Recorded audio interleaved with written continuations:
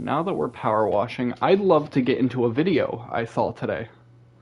I only saw the beginning part, so you're going to get a live reaction out of this, alright? You guys are going to get a live reaction. The first 7 minutes I've already seen, but they are important. Very, very important. So I thought I'd get into it a little bit. Right, this is a video uploaded by Mentis Wave called Debunking Many of Vaush's Silly Arguments. Right? And I don't know his political ideology. He seems to be more of a right-winger, like, capitalist type. Right? Who doesn't really understand anything from the 7 minutes that I have seen, but I'd love to get into this because there's a lot of shit that he gets wrong here. So without further ado, let's stop the power washing for a second and get into the video. Hello internets, this video will be refuting what I consider to be the most common and damaging arguments by Vaush. And yes, I know in the chat I had with Doomer Politics, now Doomer Media, I stated I didn't want to make more Vaush content. To a degree, that is still true. However, the point of this video is actually the start of a series dealing with— You need to go to bed, to be honest. Understandable. So the thing I want to address early on, like right off the bat, we're going to do a lot of pausing first off. But secondly, he's talking to someone named Doomer Politics. I've never heard of them, but I'd assume that they're, as the name implies, a doomer, as in someone who believes it's all pointless and we're all fucked. Right? Why try if we're fucked anyway? Who the fuck named themselves Doomer? I don't know. That's usually the term doomer, though. It usually refers to people who are like, why bother? Right? So already we're off to a great start. We're already off to a great start with this motherfucker, because he's having conversations about how he's never gonna do Vaush content again. Proceeds to make a video on why Vaush is cringe. Fuck it, we ball Abraham Lincoln. True. Now, I think unironically this could be useful for anyone getting into politics, which is why I wanted to make this like my first go around, and I do want to upload the VOD to YouTube a little bit. So let's get back into this. Common arguments made by progressive YouTubers, or breadtubers as they are called. I see a lot of content making fun of them, but not— Already off again. Sorry, he's wrong. BreadTube isn't the same as LeftTube. He said progressives, right, and called it BreadTube. The difference is, BreadTube is full of only communists, so if in BreadTube you'd see figures such as Mike from PA, as cringe as he is, and I don't really think he understands what he's fighting for. You'd find content creators that are tankies, like Luna Oi, Non-Compete. Yeah, honestly, yeah, bread. Stalin loves bread. Conquest for Bread. Good book, I think. I'm not too sure, I haven't read it.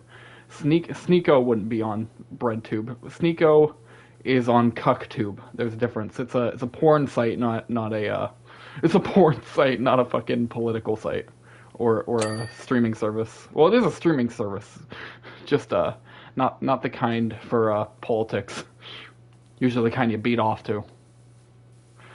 Now, if you really want to get into it, right? Because this girl got railed, and he said one pump in, I was like, fuck, dude. The fact that he even let it get to that point with his girlfriend and then claims to be like this alpha male, because again, there's nothing wrong if you're a cuck, right? There's nothing wrong. There's unironically, I remember the whole Moist versus Sneeko. Yeah, so unironically, the only reason I have a problem with Sneeko, like, being a cuck is that he also does this, like, oh, you gotta keep control of your woman. Yeah, that show was like a year ago. Stop. I don't care. And you're derailing me from the you're getting me off topic. Anyway, because I wanted to get into the difference between progressives and socialists. You feel so old. Yeah, exactly. I'm young. Yeah, exactly. That shit was a year ago, in fact. Now, what I wanted to get into is the difference between progressives on YouTube, or LeftTube, as it's better known, because, you know, it's a bunch of lefty YouTubers. Yeah, it does feel like it was yesterday. But it's the difference between progressives and socialists. Socialists call it BreadTube because one of the most common sources of socialist theory is a book called The Conquest for Bread. I can't remember the author off the top of my head. Pretty good read, I've been told. It really does teach you a little commie theory, but don't get too obsessed with theory or you become a tanky. I'm right-handed and politics. Wait, unironically, we're leftists over here, Adorable. Just so you know, we are leftists, so we are going to advocate for a lot of left-wing stuff. I hope you're okay with that. Now, I'm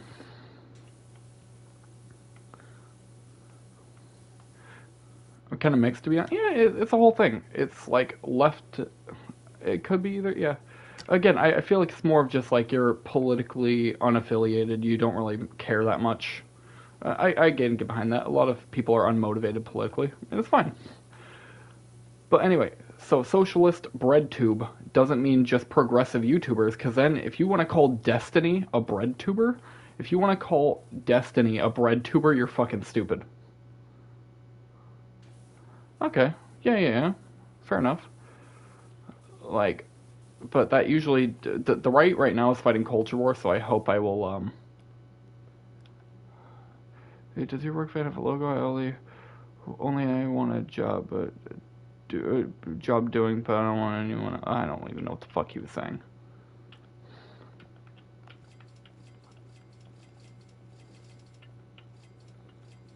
All right. Anyway, back to the topic. Right? If you're gonna call Destiny a bread tuber, you're stupid. But if you call Vaush a bread tuber, or if you call, let's say, I don't even know, is Dylan Burns a socialist? I don't know. It's weird, because you bring up BreadTube, you can then start including Hunter Avalone, Xander Hall. Like, you can start including a lot of people who aren't actually, leftists, or who aren't, like, communists or socialist adjacent, and aren't actually BreadTubers. It's a weird thing to conflate, is my point that I'm trying to get at. Now, on to the main subject, slavery. No. So let's hear it. There's enough content centered around using objective reason to directly refute their often ridiculous claims. So hopefully this will teach people how to better address these arguments when you see them creep into other parts of the internet or even real life sometimes. I will be including some zings, memes, and some other curveballs as well, just to keep things entertaining, but these videos will largely focus on attacking their arguments in order to spread better awareness of the intellectual dishonesty being displayed by this side of YouTube. So with that, okay, I can get behind the idea here. I can get behind basically what he's trying to do is take these left-wing talking points rather than the actual like position. Like he's going to take their positions and the rhetoric they use to try and expose some like really bad shit. It makes sense. Even if I don't agree with it, it's something I can get behind, right? Where you're like, oh, these guys are what's it called? These guys are really cringe in the way that they advocate for this. Right? I can get behind it, even if it's stupid. Wait, what? Where is my...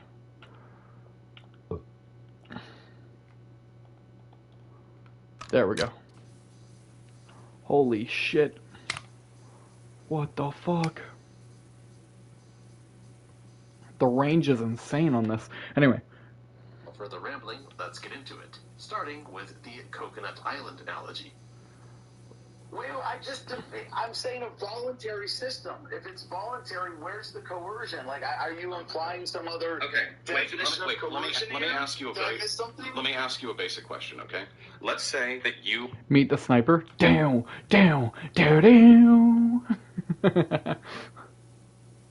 So this is going to be pretty hard to explain. The Coconut Island analogy, you're just gonna have to listen and kind of get behind it as you go further. It's definitely gonna be really hard to break down, but I'm hoping I can get into it. Or on a plane, and that plane crash lands on an island, okay? There are only a few survivors. In fact, there are only two. And you wake up after the first one does. By the time that you have woken up, the other survivor in this plane has claimed all of the coconuts on all of the coconut trees, stacked them on their pile, sheltered that pile with all the wreckage from the plane, and declared they own it. And they say that they would be willing to give you said coconuts if you throat their cock. Now, would you consider that to be a voluntary interaction? Is that a voluntary interaction? I've talked about the Coconut Island analogy before. So I will have to break that one down in a bit further detail. Hello? Yeah.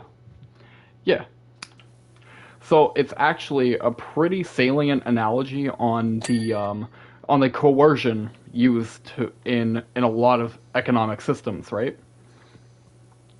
And basically, it's code better be $20 because I ain't gay, but 20 is 20. No, no, no. He's saying, let's say you're on a plane and that plane crashes, right? And there are only a couple survivors, right? You and someone else, but they woke up first. Now, waking up first is just they were born first. It's an analogy for being born first when the system was a lot easier to navigate, right? They were able to collect all the resources on the island before you were even conscious, right? Or they were able to collect all this money, all this accumulated wealth over a long period of time because back when they were around, the system was easier to navigate. And now, they're willing to share that wealth with you, right? They're willing to share that wealth with you that you need in order to survive. The coconuts, right? That you need to survive. But they only do it if you throw out their cock or provide them with menial fucking, like, back-breaking labor. And the only question is that voluntary? There are other ways to get into it, but I think Vaush likes making things vulgar in order to really drive the point home, which is kind of hard to do for some people, or kind of hard to grasp for a lot of people. So another example could be that so the other example could be that you're walking down the road, right? You see someone hanging from a tree branch, and you say, and they're like, "Hey, I'm going to fucking die. Can you please help me?" You, having way more power in the situation than they do, say, "Hey, I can help you, right? I will save your life, but you're gonna have to do something for me. You're gonna have to do something, some labor, some housekeeping, something." And obviously, there's a bit of a power dynamic there that's hard to get behind if you're a leftist or just anyone in general. I don't think anybody likes that kind of coercion. I would hope not, right? I would hope nobody would defend that kind of coercion. But regardless, it isn't about the fact that capitalism bad. It's about the fact that these economic, like a miner collects all the ore, but you have to get some. But for you to get some, you have to carry all of it back. Yeah, exactly. You have to carry, like, basically, you're being hired by someone to do all the labor while they get the profit. It's kind of weird, right? You're doing all the backbreaking labor, but they take all the money and then they decide what you get as a result because they've already won the game before you even started playing. They won the game before you even started playing. And that's why the system's coercive. Because now you have to play by their rules, or else you don't get to play at all, which means you starve. That's kind of the point he's trying to get at. And this is applicable to any ideology, economically, right? Any economic ideology. But it's extra salient when it comes to, like, free market capitalism, because when you remove regulations, they can just do whatever the fuck they want, right? This isn't about, like, oh, capitalism bad because Coconut Island. It's saying Coconut Island is a great example of why economic systems can be coercive in general. So he's gonna think it's a critique of capitalism as a whole, when it just isn't. I've seen this part of the video, I just wanted to break it down for you. Or it's a textbook example of something called an ignoratio elenchi fallacy. So also called irrelevant conclusion or missing the point, when an argument fails to address the issue in question, often reputing a completely different concept, leading to a conclusion that makes a different point than intended. So, he never made the point that, like, Vaush never made the point that capitalism bad because Coconut Island, which is what he's about to insinuate. Vaush made the point of this economic system leaves openings for coercion, and I think we should deal with it. Right? Because it's not a voluntary system. Yo, Nessio, thank you for the 5-viewer raid. We are just breaking down this YouTube video. Don't worry about it. I think capitalism failed idea, but it needs refining still. It'd be easier to sustain. Yes, raid. Let's go. Pog raid. Woolly Rug Rider. How you doing? Adorable. Yes, big raid. So, it's again, so this is a thing about Karl Marx. Adorable. Karl Marx the father of communism, he wasn't anti-capitalism like completely. His belief was that communism was the next step in capitalism's evolution, because he believed that we started with feudalism, right, and the upgrade was capitalism. The upgrade to feudalism was capitalism, but now we need an upgrade to capitalism, and that we're going to constantly be evolving. He thought it would be a constantly evolving thing between those at the bottom and those at the top fighting. It doesn't, funnily enough, Adorable. It's a lot of propagandizing that happens, right? The whole ideology of communism, because who would make up an ideology that's just like give people free money or whatever? Yeah, of course. Feel free to lurk. We have an exclamation point lurk command if you want to throw that in. But the ideas Marx brought forth were that workers needed to own the factories that they worked in, so that they can have like a voice in the workplace. Because right now, there's just not a lot of freedom in the workplace, and he thought that that was bad. He liked freedom. Funnily enough, Karl Marx advocated for freedom. And I do too. As a libertarian socialist, I can be like, yeah, I like freedom. Let's give workers the freedom of owning the fucking places they work for, so that they're not being oppressed or being fucking what's it called? So that they're not being squeezed for every fucking dime they could be squeezed for, and then thrown away when they're no longer being useful. It's a whole thing. Like, I'd have to really break down why I'm a communist. Right? It takes a lot of time and effort to break it down. But in the bare necessities, it's workers own factories. Like, everyone collectively owns the factory. Well, collectivism, not really good, but like, what we're getting is that the people, usually through revolution, take the factories and the resources from those at the top so that we can own them for ourselves and be more free. Yeah, my place I work at usually gives us a stock instead of size. Yes, okay, so this is perfect. What you are living under, I'm pretty sure, is a great example. I'm pretty sure that's a worker co-op, is what they call that, which is something that a socialist like me would advocate for, right? Because now that you have stock in the company, you can like make your fucking workplace a democracy. We like workplace democracy. It's social democracy, sure, which is a step before it.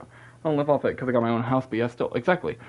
So what I like to advocate for is basically social democracy or market socialism in some instances, because that's the step before where we're trying to get to. I want to start by, unionizing everywhere. I want to start by creating more co-ops like how you work. We still have bosses with a higher percentage of stock, but it's still a step. Yeah, because now you have a voice in the workplace. It's a lot better. You still have a voice in the workplace. A way higher? Yeah, kind of cringe. Because now the boss has more of a say over what you're doing at your workplace than you do. It's kind of fucked. Right?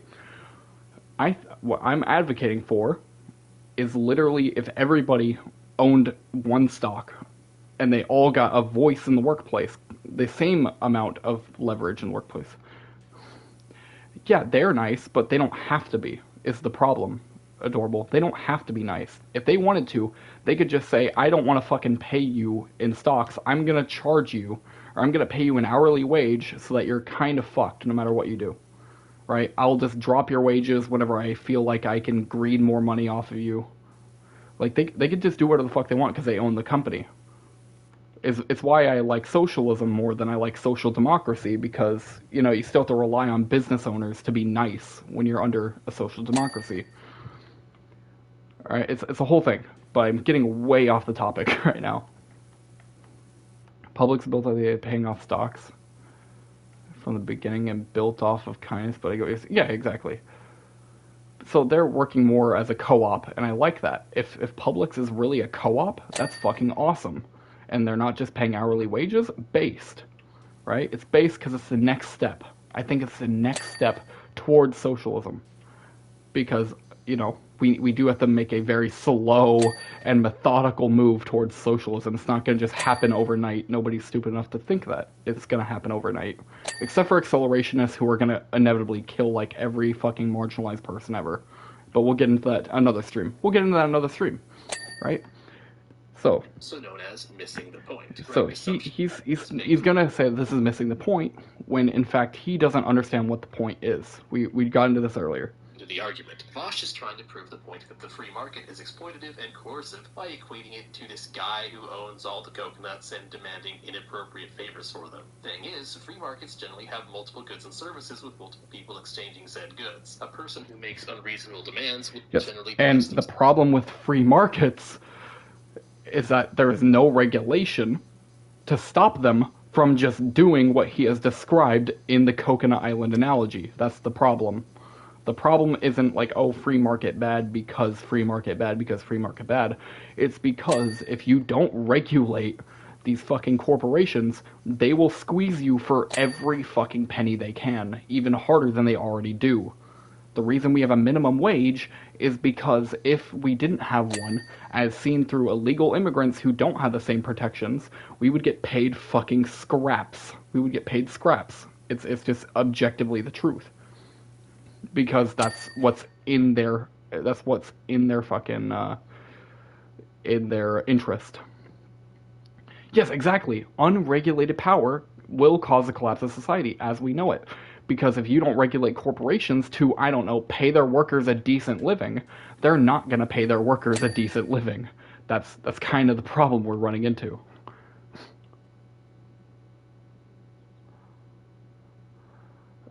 And it's why I love getting into this stuff.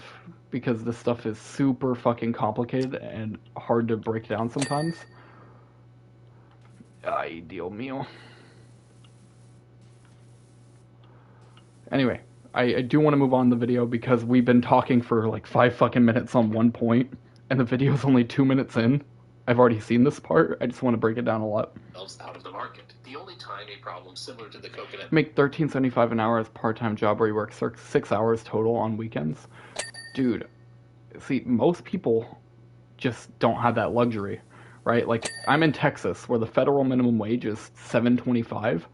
And the most you're gonna get is working for McDonald's for like $10, $12. I think it's pretty baller. Yeah, exactly. And even then, it's not enough for sustainable living. I'm pretty sure you have a roommate, don't you? Or maybe you've used those stocks wisely that they give you and like actually gotten an invest that like works out for you.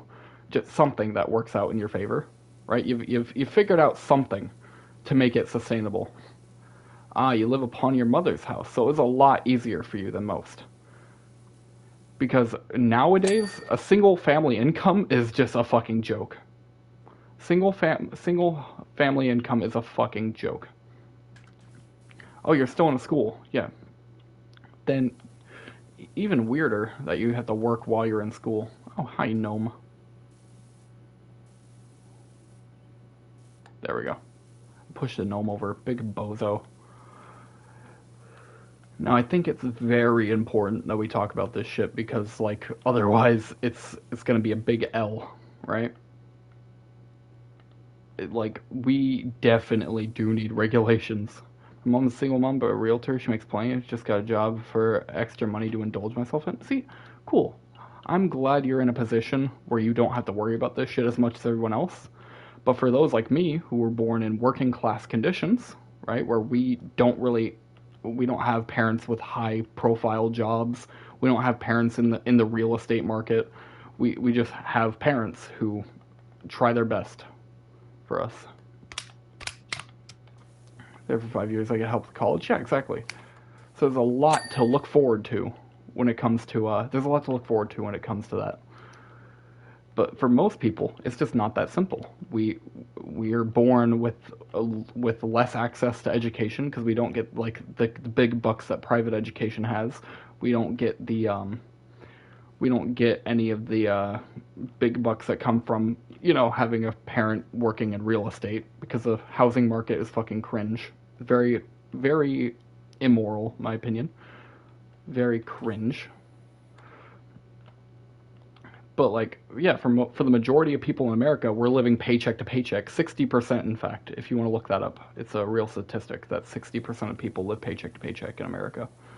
Hit hard by the '08 market crash. They worked day and night, got lucky. Yeah, exactly. I'm glad that they got like out of that, because the '08 crash was very cringe. It's actually a result of what I think is actually wrong with capitalism, right? Too many greedy fucks wanted to squeeze out more money from the working class, and then boom, all of a sudden the stock market crashes, and oh man, what were we ever going to do? It happens every 10 years. Every 10 years or so, we have like some big fucking crash that just ruins everything. Think COVID, even though I'm not saying you have to work harder. I was just saying I haven't been privileged. No, I'm not saying you're privileged either. I'm just saying you're in a better position than most.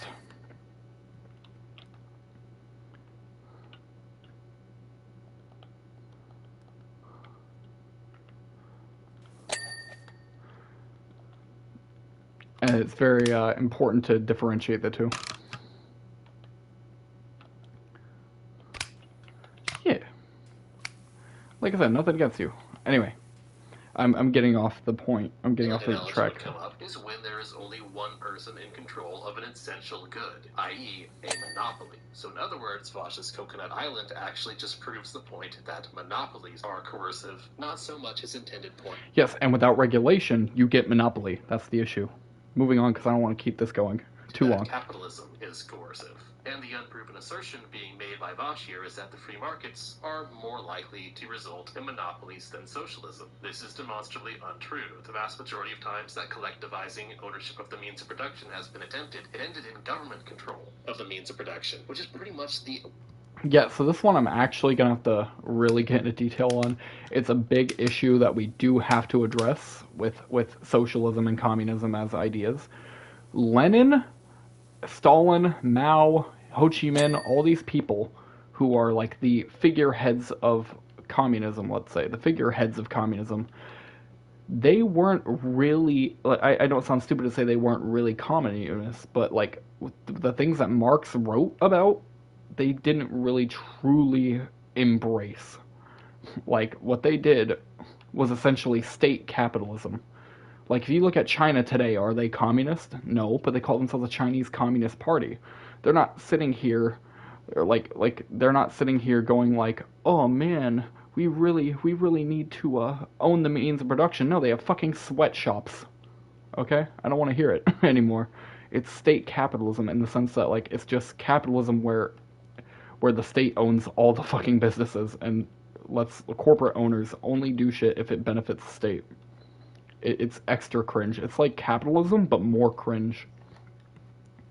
And the difference between the two is that I don't want the state. My baby turned 1.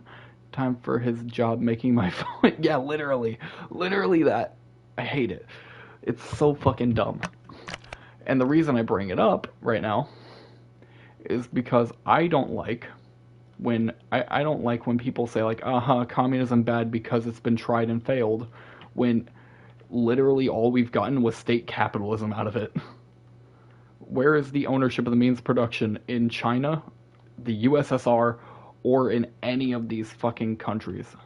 Right? There's a reason we say the Nazis weren't socialist, even though they called themselves National Socialists. It's because they didn't do shit for the working class.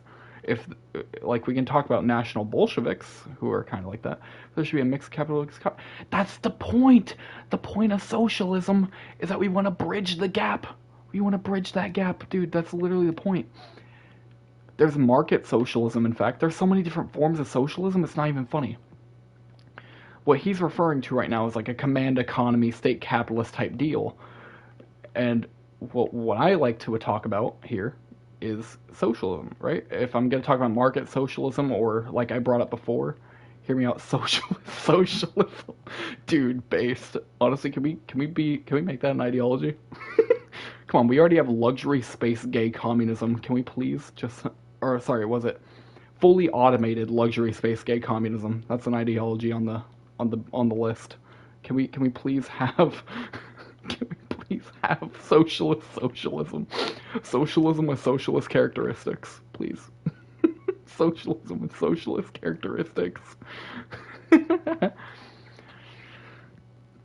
No, but like, I've seen a couple examples of not on my bingo card, but I guess I had a free space for it. Yeah, fully automated luxury space gay communism is real. Just remember that when you go to bed tonight. Fully automated luxury space gay communism.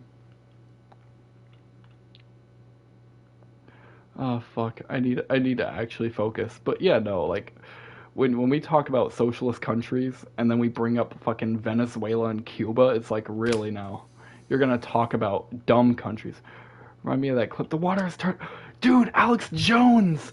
Oh, dude, we gotta react to some Alex Jones sometime. My dad loves him.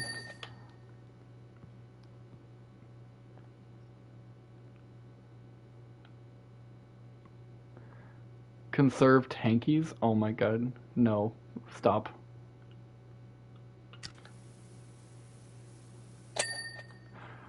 Big business.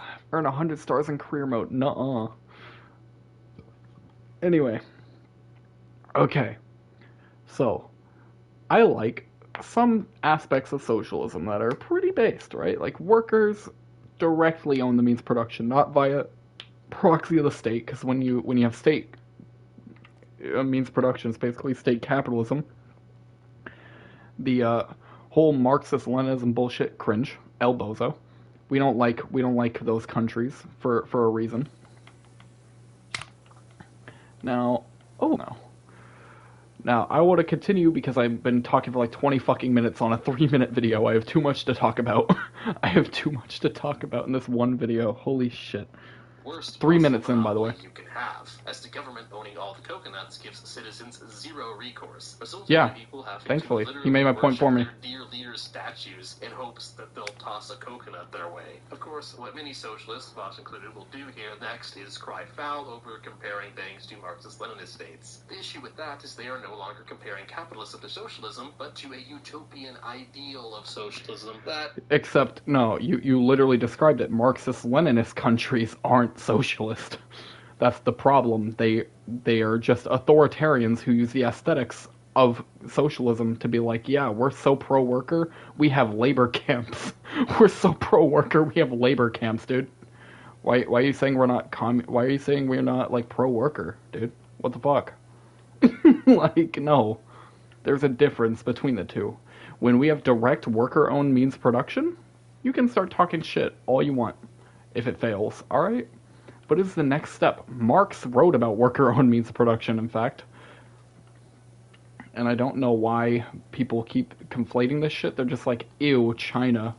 Why would you be communist? China, which does like half of our capitalist work for us when we get their child labor from overseas to make our t-shirts. Like, okay, dude. Just remember, who's getting child labor paid for right now in China? Us. We pay for all that fucking child labor when we export their fucking labor overseas to make our t-shirts. Fuck, I really need to stop doing this shit. I really need to stop getting off track. Of course, has never been tried. This is never an honest argument. Anyone can just as easily... Yeah, thankfully, I don't impugn people for wearing t-shirts because I'm kind of cool. Soft like their makers. Holy shit. Adorable. Yeah, I don't really impugn people because I wear t-shirts too. It's kind of a problem with capitalism that we can't, like, choose to buy shirts that aren't made with child labor is the problem. We just kind of have to hope they aren't. There is one cringe thing. If you buy something with blood diamonds in it, I'm kinda sussy about you. You know, if you buy shit with blood diamonds, like that shit was directly like made by slaves in the U.S. Like African traffic slaves, like straight up. No, fuck blood diamond. Exactly. Thank you. Blood diamonds are actually like unironically evil as fuck, and if you have them, you're cringe. I'm glad you know about blood diamonds, though. They're so fucking gross, dude. They're so gross. They're so gross. Anyway, I need to stop. Fuck. Come up with a utopian version of capitalism as a counter comparison. It's just not a good analogy. Except, wait, there is a utopian version of capitalism. You ready for it? And it works. We've seen it work in Norway. We've seen it work in Switzerland. We have seen it work in Denmark. We have seen all these Icelandic, Nordic countries use social democracy. And social democracy is basically everywhere is what Adorable is working in, where they own stocks in the company they work for, right? Everywhere is a co-op. It's pretty cool. I like it. It's like a nice capitalism. I still don't fully agree with it, right? I still think we need to go further. Just go. I have slave labor clothes. So quirky. Dude, for real. For real. For real. That's real. That's real as fuck. Adorable. That's real as fuck. I'm glad. I'm about to like convince everybody here to be a commie. Can't stay because my bus is coming behind. Hi, Kaz. We're talking about politics while we do our power wash thing. So I want to continue this video because, and bye. Yes, and goodbye. I love you, Kaz. You're awesome. Now let's get into the video again because we are 3.5 minutes into a 27-minute video. I think we've been talking long enough. The reality is every economic and political system humans have come up with has had to deal with the threat of monopolized power. And the funny thing is that if you want to get super literal on this, the Coconut Island analogy actually specifically showcases how the problem can arise from an anarcho-primitive society. Oh, and bonus Wait. He's now conflating anarcho-primitivism, which is technically a left-leaning ideology, but more of a joke where you just like, ew, society made that, so I'm not going to use it. Anarcho-primitivism is a fucking joke, alright? And yes, that would be an issue in an anarcho-primitivist society, right? But it's also an issue in a society with free markets, like completely free markets. That's kind of, you're conflating that the issue can't be with multiple economic systems that have markets in them. The issue with all unregulated markets is the coconut analogy. Not just that there's an issue with fucking anarcho-primitivism is basically, I'm gonna go live in the fucking woods and everyone else in society is gonna do it because we don't like society anymore. Society is cringe. We're gonna go live out in the fucking woods. Oh, you're wearing glasses? That was made by society. Throw that shit in the garbage. Be blind. Like, it's such a dumb ideology. Hippie redneck shit, literally. It's so dumb. It's such a dumb ideology. I fucking hate it. Squid Game. Great series, but not so great of a critique of capitalism for the same logical problem. Excellent. Wait. Nope. Squid Game is a great example of why capitalism is kind of cringe. It's because you, as a capitalist who has plenty of fucking dough, can take advantage of those who are disenfranchised and don't have a lot of fucking money. Yeah, kill for money, sure. It sounds dumb. It sounds dumb. I read dub over there in my chat. It sounds dumb as fuck, but it is kind of the bare essentials. If you took away, what regulations we have, people would be broke as shit and fighting for their lives for the entertainment of those at the top, right? Like, that's the only reason we would keep workers around other than slave labor, for them to make pennies on the fucking dime. And that's why I talk so much shit, alright? If you're gonna make pennies on the fucking dime working wherever the fuck you work, and then you're gonna like be homeless, and someone's like, hey, I'm a billionaire, you're not gonna be homeless if you go murder this fucking guy, then all of a sudden, yeah, no, kind of weird. I mean, look at strippers, they have to dehumanize. See, and the problem is, I'm actually pro sex work. So if you want to be a stripper, or if you want to be a OnlyFans user, if you want to be a prostitute even, I think we should make it legal, or at least decriminalized, so that like we can remove the exploitation within it, right? Because the exploitation right now, if you want to be, that's cool, but if you have to be, that's upsetting. Yeah, exactly. If you have to be, it's very upsetting. I think if you want to make a couple extra bucks, fucking awesome, but we shouldn't have to force you into that position. Stop giving me extra cleaning liquids. I'm gonna buy them.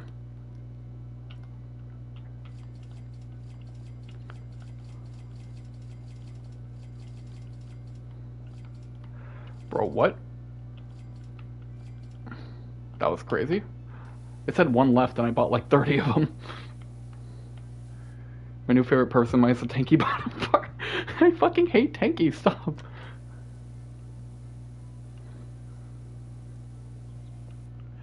Alright, anyway. The issues with too much power in the hands of a few, not so great of a showcase. Yes, and with deregulated markets, you have too much power in the hands of few. Moving on. Is unique to the free market. Number 2, false accusations of fascism and bigotry. Ooh, this one's fun. So everyone always does this shit because Vaush in his debates will call you a fascist or a Nazi. He will call you something, right? Like a white nationalist if he believes that you are. He will inductively reason your position because you're arguing for dumb shit, right? And the reason he'll do this is there's actually a really cool thing I want people to look up on their own time if they're interested in reading up on this. It's Umberto Eco's, I believe. Is that his name, Umberto Eco? I have it pulled up here. Let me pull it up real quick. Yeah, Umberto Eco, a practical list for identifying fascists. And it's a 14 common features, and if you fit a majority of them, chances are you're a fascist. Right? That's the point. If you fit a majority of these categories, yeah, exactly. If you fit a majority of these categories, you're kind of a fascist, or at least advocate for fascism. Right? Not Nazism, which is also one that you can kind of reason if they're like anti-Jew as well as a fascist, right? But there is like, because a lot of people aren't going to say that they're fascists. They're going to argue for fascist shit, but not say directly they're a fascist. So I think it's very important that we just sit there and be like, hey, you're doing the same shit fascists are doing. I think you're a fascist. Like, so he does it a lot, and he's not fucking, he doesn't throw that around loosely. He calls tankies red fascists, like communist fascists, because that's kind of what they are. Their only ideology is hating America and liking the authoritarian regimes of communist countries. It's kind of cringe. Anyway, fuck. So he's gonna get into like how he calls everybody fascist for no reason, even though they literally are. Number 2, false accusations of fascism and bigotry. I mean, in reality, he's basically just like a white nationalist. While it's true that Jordan Peterson does express like Nazi conspiracy theories and what we call the fascist neocons, TPUSA, Ben Shapiro, so on and so forth. It's no secret that Vaush likes to call moderate conservatives white supremacists and neo-Nazis based on shaky interpretations of what they have said. The problem with it on a logical level is obviously that it's a dishonest, slippery slope. To demonstrate this, let's take Jordan Peterson as an example, whom Vaush hasn't... Yes, Ben Shapiro, the facts and logic guy who doesn't actually express facts and logic. He is kind of a cringy little fashy guy. Yeah, he's the, I destroyed the left with my facts and logic. I have done it. I have beat the left once again. So let's say, hypothetically, that you were a good girl. Let's even say you were a naughty girl. Oh, I want to play that clip on stream. Oh, him, no. Yeah, exactly. The guy with the fucking screamy, that little, like, nerdy-ass voice. Oh, God, I love Benny, though. Benny is a femboy. Ben Shapiro is a femboy. That's my take. He's a femboy. Matt Walsh, yes, 1 million Dude, I'd even go as far as to say Matt Walsh is like a straight-up Nazi. I don't even care. That dude actually unironically advocates for the fucking death and like, the dismantling of our, like countless trans deaths, first off. And then the constant... Yeah, he is a Discord mod. Oh yeah, wait. I'm gonna get off topic. I hate getting off topic, but I need to do this.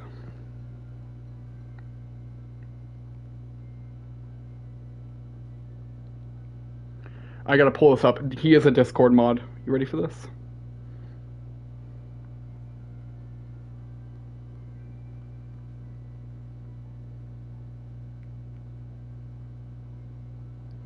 Oh god, he's unironically... Where is the clip of him saying that, like... Oh, god damn it. Here.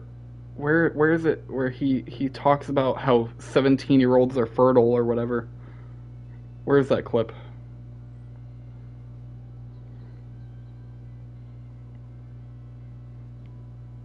Yeah. Hey, let's do this Matt Walsh stuff. So, Media Matters basically found these old audio recordings from Matt Walsh's earlier career as a radio host, where he spoke about why he feels, and this is from 2011, that he talks about why he doesn't think people get outraged, why he doesn't understand why people get outraged, I should say, when a 16-year-old girl or 17-year-old girl becomes pregnant, because their fertility is already in place. They've had their periods and they're ready to bear children.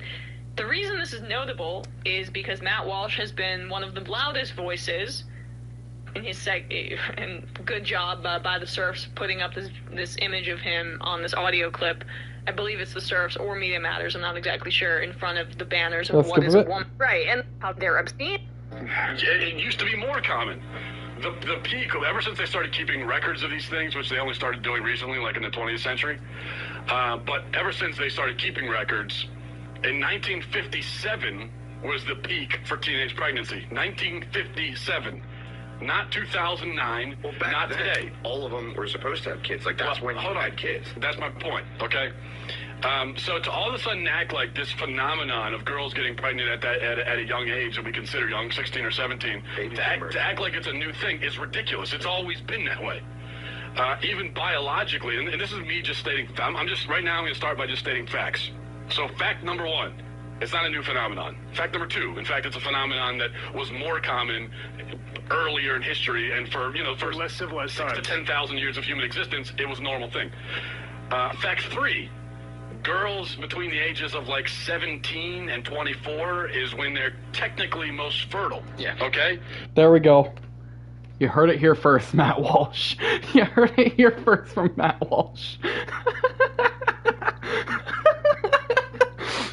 You heard it here first. You heard it here first, chat. Oh boy, do I love me some politics. Oh fuck. You gotta love it. And these are the same people saying like trans teachers are pedophiles or whatever. They're the same motherfuckers. The call is always coming from inside the house. I want you to remember that. Gets Daddy when a child gets Maddie when a child will call him Daddy. Saddy. Motherfucker look like a fatty. Motherfucker said that 16-year-old's got a fatty.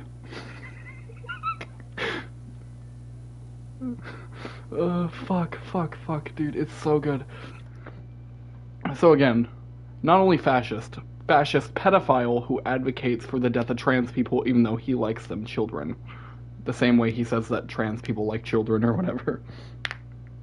Take Jordan Peterson as an example, whom Vaush has indeed accused of being a fascist. To test this, I give him the Advocate's political compass test based on things he has said in the past to the best I could. Okay, this is actually pretty decent for his argument. Like, he's gonna try here.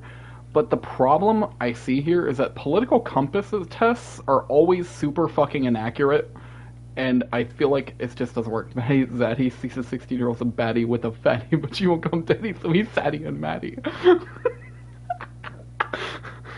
Dude, this is content, peak content right here. Holy shit. So again, the thing is with that, the thing is with him giving Jordan Peterson a political compass test is that a political compass test is so fucking fallible and easy to fuck up. Like, you could just I could literally answer in a moderate way and still get like a right winger, you know what I mean? I can answer in the most like cringy moderate way possible, like centrist, and I'd still get right winger. 9 to 5 podcast. Dude, for real.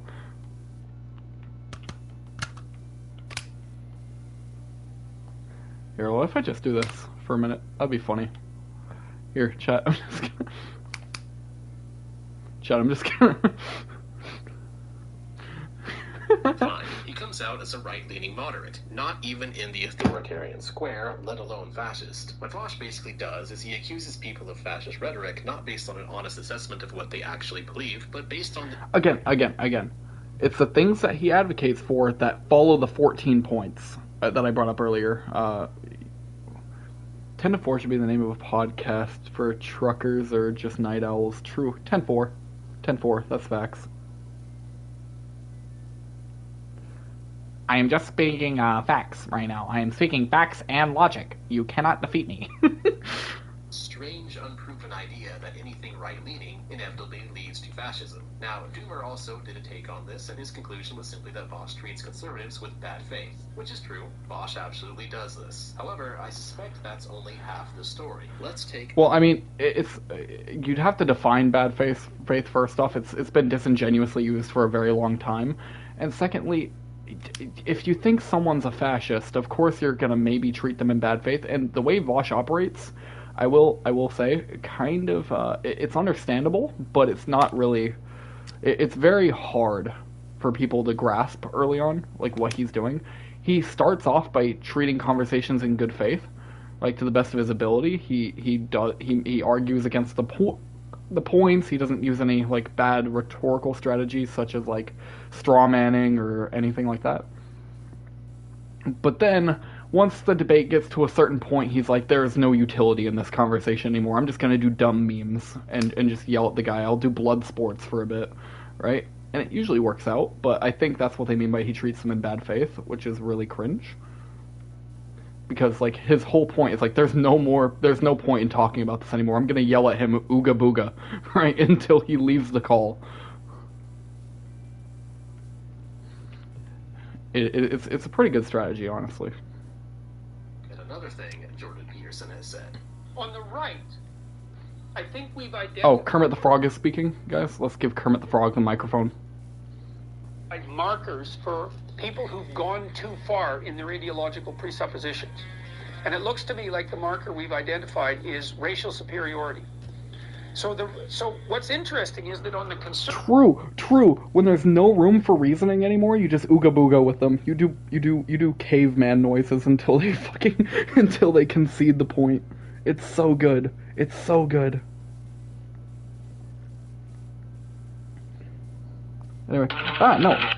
Hit another video on accident. So what's interesting is that on the conservative side of the spectrum, we've figured out how to box in the radicals and say, no, you're outside the domain of acceptable opinion. Now, here's the issue. We know that things can go too far on the right. And we know that things can go too far on the left. Oh wait, did he say it yet, or did I miss that? He literally says the greatest thing ever. I think he gave the game away a little bit. All right, he gave the game away a little bit earlier. Domain of acceptable. So what's interesting is that on the conservative side of the spectrum, we've figured out how to box in the rap. And it looks to me like the marker we've identified is racial superiority. Wait. I think we've identified markers for people who've gone too far in their ideological presuppositions. And it looks to me like the marker we've identified is racial superiority. So he's saying like people who go too far to the right usually become white supremacists. He outs himself, dude. He outs himself. He said people who go too far on the right are white supremacists. He literally out and says it. How did he know? No, not only that, he admitted that the right-wing ideology is just like a gateway sometimes to being a white supremacist. That's crazy. That's fucking insane to admit. Do you understand how insane that is to admit? That racial superiority is like one of the possible outcomes of your ideology? Holy fuck, dude. He gave the game away. He gave the fucking game away. Oh, what a bozo. What a fucking moron. Holy shit. So what's interesting is that on the conservative side of the spectrum, we've figured out how to box in the radicals and say, no, you're outside the domain of acceptable opinion. Yes, and the reason they do this, by the way, just if you want like to get further into why they unironically do know that white supremacy, like out and about white supremacy, because they still accept white supremacy, don't get me wrong. They're just a fan of what is known as a dog whistle, right? A dog whistle is basically you signal to those who know what, it's one of those if you know when they say something, right? It's the reason why Trump was such a crazy candidate to see when he first ran in 2016, right? When he ran in 2016, instead of doing the whole, like, we need to like what a lot of people are doing now, we need to secure our southern border, instead, he said that these Mexicans coming across the border are fucking drug-peddling racists. Like, he out and about said it. And we were like, wait, you're supposed to hide behind, like, this dog whistle, so I can ask you, what the fuck? You're supposed to hide. You're supposed to hide behind it in a cowardly way, but you're out and about racist. What the fuck is happening, right? And you see how they still love Trump. You can see how they still love him, regardless. Regardless. It's the death of an innuendo, or the death of a how do I say it? It's basically the death of an innuendo, but not really like a sexual innuendo. It's super weird. But like now, some people on the right don't even dog whistle anymore. They'll just say this crazy shit. And what the right used to do is be like, "Ew, he's saying the quiet parts out loud. Let's shut him up." He's saying the quiet part out loud. Nope, incorrect. Actually, incorrect. Studies have shown the exact opposite of what you're saying. Adorable. If you look at statistical analysis, I'd have to pull it up. But studies have only ever showed that immigration has benefited the economy. Because there's more labor there's not only more labor in the market, but there's also just like more people spending money in the economy. More money is circulating through the economy. Therefore, we have more money, spinning around in there instead of it all being hoarded up by rich people. I'd even go as far to say rich people are hurting the economy more than immigrants.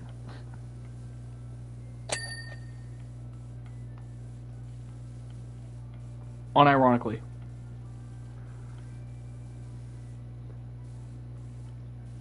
Fair, yeah, exactly.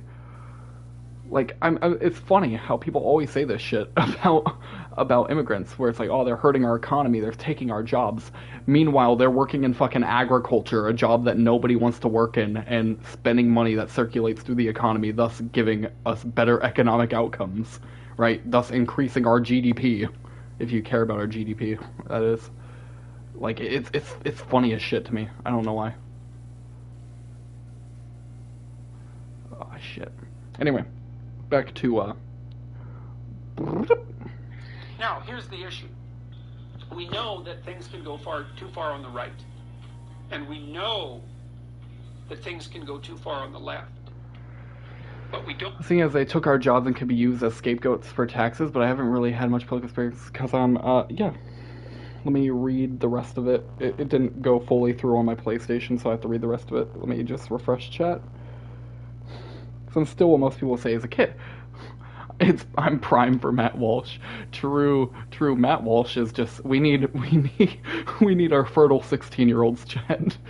We need our fertile 16-year-olds. Holy shit. No, but jokes aside, it's perfectly fine to be, uninformed on the issue. I actually love informing people on it. It's fun. It's why I hated old school leftism, like back in Trump era. Trump era leftism was like this, oh, I don't have to teach you anything. You should just know. You should educate yourself on this. Stop talking to me about it. Instead of being like, oh, I'd be glad to help you move over to our side. Yeah, exactly. So be informed. It's awesome to be informed, actually. In fact, I encourage everybody after this stream, or even during the stream if you want, during the video that I'm going to upload about this, of just this VOD, I encourage you guys to go look this shit up. If you don't educate them, they search for... Exactly. If you're saying it's not my job to educate you, you're just, making them not like you. You don't attract flies with vinegar, You attract more flies with honey than vinegar, right? So you sit there like, oh, I'd love to explain to you why this is a kind of cringe take you got, right? I'd love to explain to you the actual ins and outs of this. So I highly recommend people look up Vaush and his content. He's subject to a lot of slander, but he's only ever done a few wrong things here and there that I will talk about one day when I'm big enough. It's so bad. It's so fucking bad the way that people treat this motherfucker.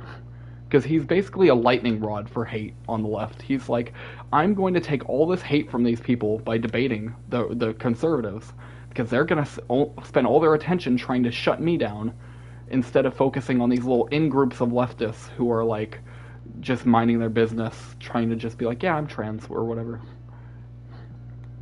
Things can go too far on the left. They can. But we don't it's know called what Marxist-Leninism. are for going too far on the left. It may do wait. the left project. Wait, there are markers for being too far on the left. It's when you loop back around to being a fucking right-winger. It's when you become a tanky. That is, unironically, the marker we have. If you're a tanky, you're too far for me. I have a marker. It's called Marxist-Leninism.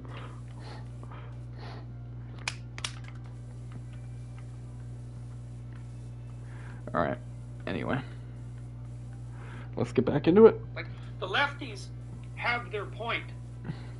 They're driven fundamentally by a horror of inequality and the catastrophes that inequality produces. And fair enough, because inequality is a massive social force, and it can produce catastrophic consequences. So to be concerned about that politically is reasonable. But we do know that concern can go too far. No, it cannot. Inaccurate accusations literally are cannot. Unless you're a Marxist. People subconsciously dislike certain qualities about themselves they would rather not admit to, so they project as a means of cope. The right knows darn well where to draw the line, and to not cross it. Wait. They draw the line at racial superiority, by the way. They draw the line at racial superiority. We draw our line at people who, like, defend Stalin, right? We draw our line at people who defend stupid shit. Right? People who defend really stupid shit and cause actual harm to the left. Yeah, I draw my line at human decency. How about we draw the line at like certain ideas that are very harmful, such as the idea that like white people can't be racist, or black people can't be racist to white people. Sorry, the fact that minorities can't be racist to white people. It's a Like, I get what they're saying with that, but it does cause actual harm to the left if you let that ideology fervor and turn into, or that belief fervor and turn into, like, let's say black separatism, which is the idea that, like, whitey needs to go, right? That's literally their idea of whitey needs to go. It's actually, like, South Africa right now. That's where I draw my line. I've drawn my fucking line. It's when you argue for the same shit that right-wingers love talking about. So, like I said, my line that I draw is when you go too far, or so far left that you turn back around to being a right-winger. And you start advocating for nationalism, or you start advocating for, like, fucking really dumb racial movements, such as, you know, black separatism. Just stupid shit that right-wingers would agree with you on if it were the opposite, right? If it were for their preferred, you know, people, which is whitey.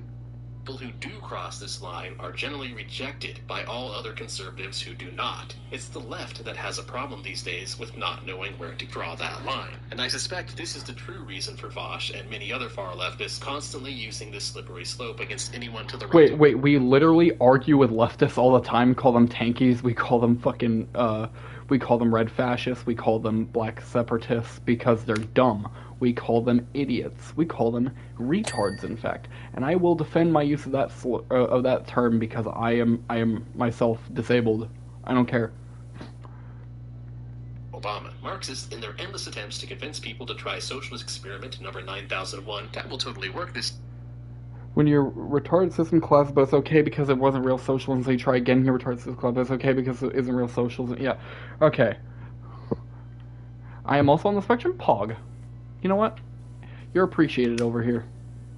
Glad to have you in to the left now.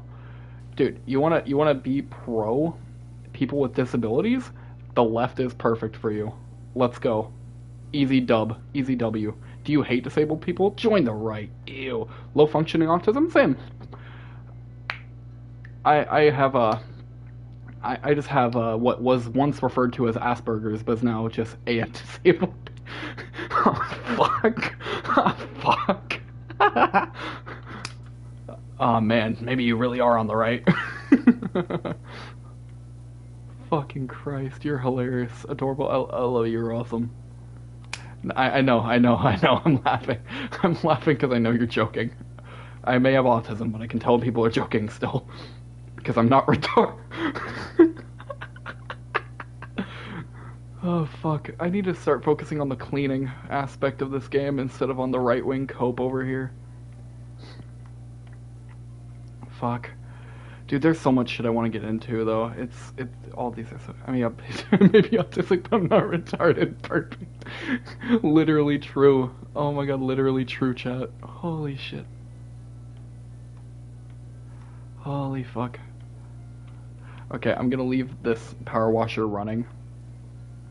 insanity, and so they falsely assume that everyone on the right, in any way, must be similarly doomed into crossing into the deep end as well. And Vaush's tendency to use this dishonest reasoning just actively encourages others to double down on it, creating a sort of echo chamber of projection. Big yikes. Except this isn't projection, wait. Are you looking at people with Wojak profile pictures right now?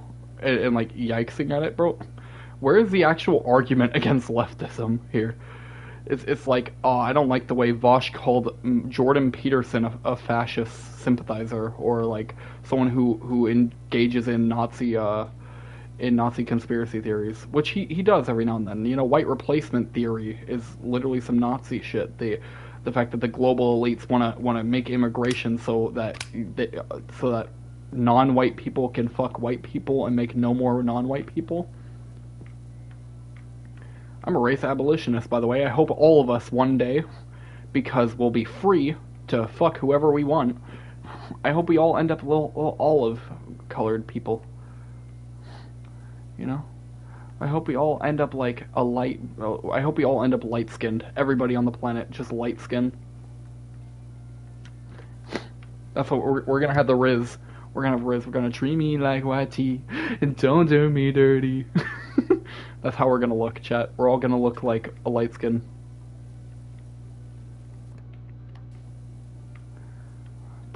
Anyway.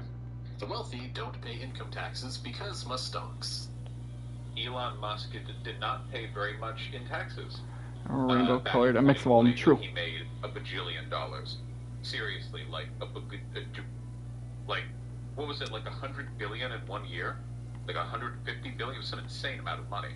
And he did it through the appreciation of the stock that he owns, because of the change in the price of the shares. That is income. True. You understand, yes? It is income.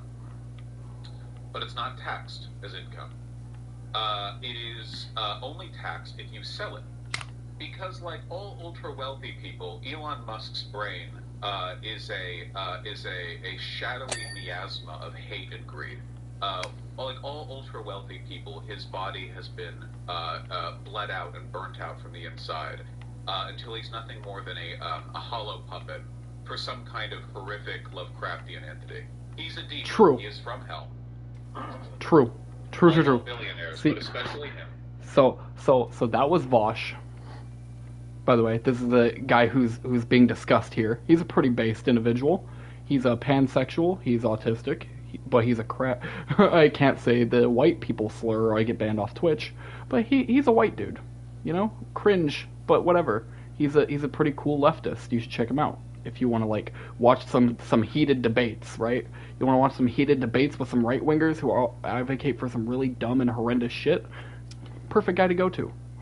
I love Vaush. Vaush is awesome. He pulled me further left after Hassan pulled me to the left originally, which I regret. Ed, I'll be laughing over your grave when Ed also will not pay my taxes that fiscal year. This is from a more recent video of Vaush, where he restates a few things he has said in the past, although this time he goes mask off in regards to showing how rabidly butthurt socialists get over the existence of successful people. Wait. No, it's not about being butthurt at successful people. We like successful people if they don't, like, steal money to make said money. If they're not hurt, if the bourgeois didn't hurt the proletariat, we would still like, it's kind of cringe that the proletariat is stuck at the bottom. But, like, I guess, right? I guess. I will be fine with you for now. Right? So long as you're not actively or indirectly hurting the proletariat. Right? And that you're paying your taxes, you're doing your fair share. The things I want to advocate for will one day make it easier for everyone to become bourgeoisie. Or at the very least, have every class just not exist. Class is stupid. Why do we need rich people and poor people? Everybody deserves the bare necessities of life. And I think if one day we can go super utopian if you'd like, we can get ourselves a real meritocracy where people are paid what they're worth. But not really, because meritocracy is kind of like circular in nature. Not that there's anything wrong with circular definitions, because my definition of woman is anyone who identifies as one. right? Self-ID model hasn't failed. Classism, ew, yeah. Racism, smile, big happy.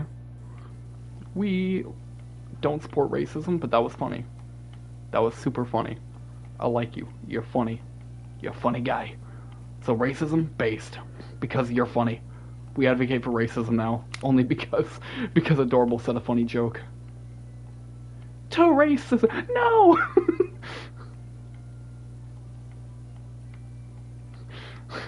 Have you seen that video? To racism, no. Yeah, I do love NASCAR. True, based opinion. Actually, NASCAR is kind of boring. You just turn left, turn left, turn left, turn left, turn left. Drive straight, turn left, drive straight, turn left. Dude, I liked when they turned left. That was crazy. And you said, whoa, that car's in front of that car now. Look who's driving faster. Whoa. Why did we spend millions of dollars, billions in fact, on NASCAR? Why have we done this? Why have we perpetuated NASCAR with millions of dollars when there's people fucking homeless? I like the flip whisker crash. Boom, dead. No. Holy shit, we've been talking for way too long though. Let's move on. We're 8 minutes and 45 seconds in. While he didn't go full-on fixed pie fallacy, it's the main reason I would think of, other than Twitter banter, for this very comical but also very irrational hatred of Elon Musk. It cannot be understated that... Wait, it is pretty rational. The guy's been a fucking fraud his entire life. Literally made money off of Daddy's Emerald Mine, denies it after his father already said, yeah, my son worked in my Emerald Mine and inherited it. Or will inherit it when I die. Like, Elon himself said it in an interview, which is funny to me. And then, like, now he denies it because people are using it as a reason to call him a fraud. He has done nothing but lie to people since in order to accumulate more wealth. And there's not really any original idea he's had. People are gonna one day say he invented Twitter because he changed it to X or whatever. It's a thing that happens, and it's really fucking stupid. There are plenty of reasons to hate Elon Musk. Like, for the fraud that he is. He is unironically a fraud. Notice how you give him any business and he fucking crashes it instantly. Or he just doesn't make the financial decisions because the board of directors is like, no, don't let him near this. He will fuck everything up. Don't let him. Anyway. Not a zero-sum game. This is probably the #1 economics myth that people continue to believe in for some strange reason. Elon Musk having lots of stock in his own business is not the reason other people don't have stuff. In fact, it's Twitter. Businesses like Tesla that make money. I'm transphobic now because I call Twitter by its dead name and not its pronouns. Not its prefer. I don't call Twitter by its preferred name. I dead name Twitter. I dead name Twitter. Am I transphobic?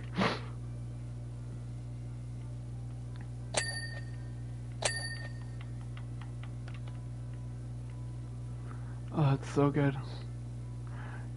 I feel like if Elon was progressive, I'd still call him... I'd still call it Twitter.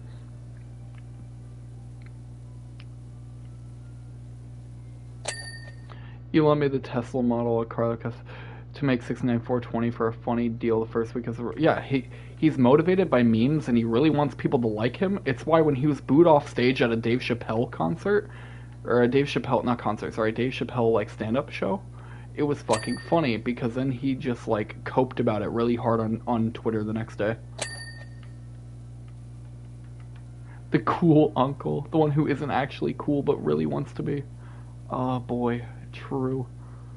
Bro's spitting facts right now. Adorable, you're spitting facts. He says dab lit unironically. Do you think Elon unironically would just go like, yeah, dab lit? That shit is dab lit cringe, my homie. Based. How do you do, fellow kids?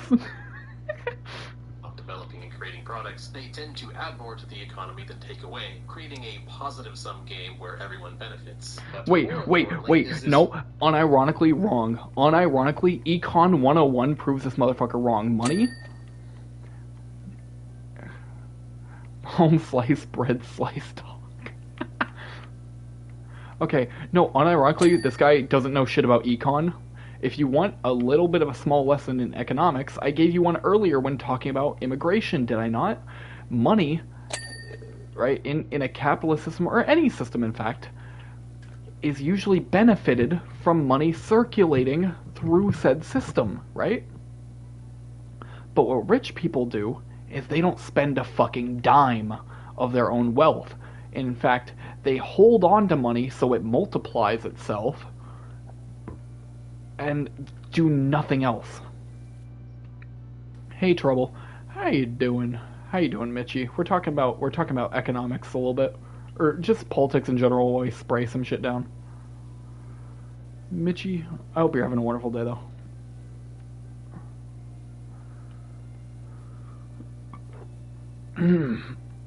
Okay. Now, back to the video. Very incorrect take on taxes. Just because certain people make their money in stock doesn't always mean that they are somehow avoiding the tax man. When it comes to Wait, they literally are though. Unrealized wealth?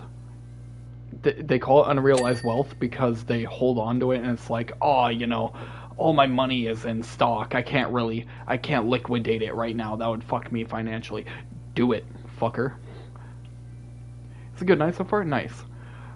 Instead, if we tax based... I've actually talked to one of my friends who's not a socialist, right? Like, I have a friend who's taking, like, econ shit, right? He's, like, an NFT lover kind of shit. Not, like, he knows it's a grift, but he wants to get into it to grift more people. Because he likes money. He's a little capitalist guy. And I'm friends with him. He's actually the admin on my Discord server, Lucas. And I literally talked to him about taxing the wealthy based off of their net worth, and he literally couldn't find a counter argument for it. He studied that shit hard. He was like, yeah, no, that would actually work. Unironically, taxing based off of net worth would work. So I don't even want to hear it. True, join my Discord. Yes, adorable, join my Discord. It's fucking awesome over there.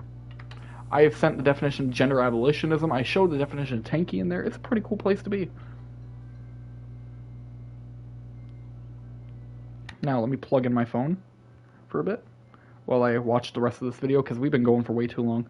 Paid on non-qualified stock options, you actually do have to pay income taxes on them. NSOs, as they are called, are taxed at the applicable income tax rate when you exercise them, and you also owe taxes at the end when you make additional. NSO are ordinary tax or ordinary income tax. What? Let me turn up the quality on the video. It's so hard to read. At the applicable income tax rate when you exercise them, and you also owe taxes at the end when you make additional money with them. The odd thing here is the answer to go this higher is quality. right in front of Vaush's face on the article he's looking at when it comes to Elon Musk. That $15 billion in taxes where Musk owes is mostly from his NSO at an income tax rate of 54%.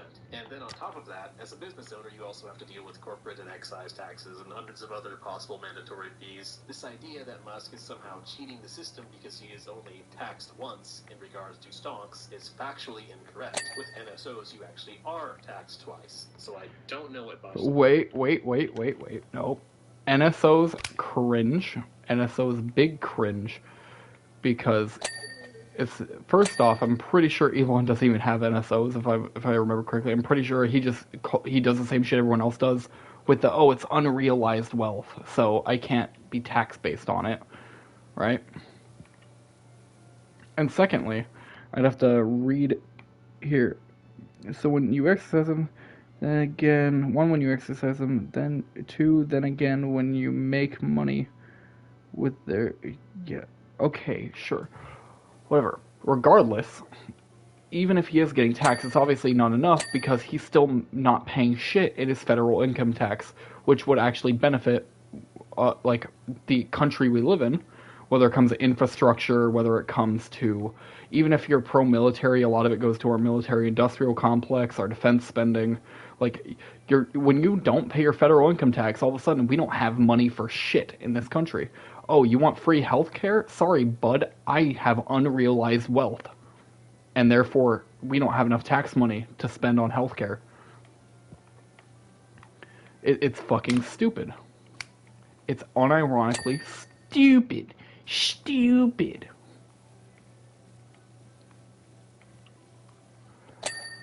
So if you actually care about social safety nets, if you care about the working class, usually public fucking sorry, national taxes, federal income taxes, I mean, are usually where to go if you want to spend your money on worthwhile shit and not just like hide it from the fucking federal government and be like, oh man, sorry, I'll get you next time. It's still grifty little fucking cringe shit that this guy's doing to like throw Elon Musk cock. I'm telling you right now, listen, he didn't show his dick to you because you're not a flight attendant. Alright, you're not a female flight attendant, stop defending him. Yes, unironically. Free healthcare kind of weird to me because how do doctors get paid to get resources without government? The point is the government would literally be paid by the people to pay the doctors. It's that simple. It's not that hard to grasp. And people always go like, ew, government bad, but I'm a libertarian saying like, dude, the government still has like a job to do. All right? The government still has a job that it needs to accomplish. And I think if we make the government work on only what it's best at, if we make the government work only on what it's best at, which is infrastructure, which is like healthcare, right? When we make it work on what it's best at, all of a sudden, we don't have this fucking cringe-ass government we have now. Like, government has weird powers right now, honestly. It is super fucking weird. And there are times where I don't want to, like, there are definitely times I don't want the government to fucking, like, sit there and twiddle their thumbs being like, oh, well, you know, we just can't. That's not our job. Sorry. You wanted us to represent the people? Geez, sorry. Yeah, but, like, unironically, they're good at healthcare if you look at, you know, the fact that nobody is going into debt over healthcare in any other country. It's just us and a couple others. It's why I really love Norway and Sweden. If you look into the Swedish economic system, or the Swedish economic model, and the one in Norway, all these other countries, they're so good, dude. They're based as fuck. I really want you guys to look into Norway and Sweden and their econ. Government shouldn't be involved with churches, in my opinion, unless the church is giving profit to its workers and volunteers. True. Can we pay church workers? Can we please pay people who work at churches? And can we please tax the churches who literally ask for money? They literally ask for money, and then they hide the money. It's literally. I'm gonna say some controversial shit right now. Churches are a money laundering scheme. I swear to God. Churches can be the best money laundering scheme ever if you know how to do it right. Because you can like donations towards church, towards mission trips shouldn't be taxed. I'd have to really get into it, but I do think churches in general do need to be taxed. I don't know too much about like where all the spending for churches goes. I'd have to like do more research. My church personally doesn't do it. And I get, because I see this shit doing it's expensive. Honestly, then church needs to stay out of state work. True, if they don't want to be taxed, I'm trying to force governments to do what they want. On God, on fucking God, on God. Like holy shit, that's the only God I believe. On God, sorry, big man. Yeah, sorry, big man, big man on campus. See, now Christians have to do it. I said on God. They should do it. now Christians have to do what I say because I said on God. Fuck, we are getting way off topic though. I really want to finish this video because I don't want to have an hour-long thing on my channel like that. Talking about here, and I'm pretty sure he doesn't True. either. Abolish mega churches. The wealthy already pay quite a lot in taxes, and trying to claim they don't pay hardly any taxes by spreading blatant misinfo about how stock options work is certainly not. Wait, stock options?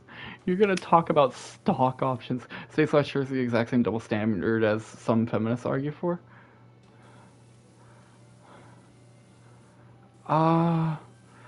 I'd have to know what specifically you're talking about there with certain feminists. Like, I know there are a lot of bad feminists out there who do, like, liberal id poll. They're cringe like that. We don't like liberals here either. Right? But, like, It's super. Churches are definitely like the biggest double standard, I think. I fucking love this stream. What was I talking about? Stock options. Fuck. I gotta remember how stock options work. It's been a good minute since I've taken that econ class, but stock options.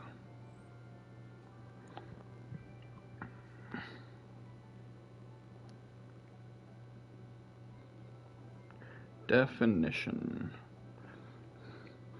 A benefit in the form of an option given by a company to an employee to buy stock in the company at a discount or a stated fixed price. Yeah, so basically, stock options is not what we're fucking talking about here.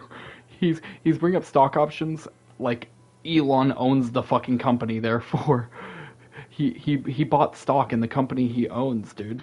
How can you like not understand that like we're giving employees the same price as Elon for his stock that he already owns? Yeah, buddy. Don't talk about stock options with me, dude.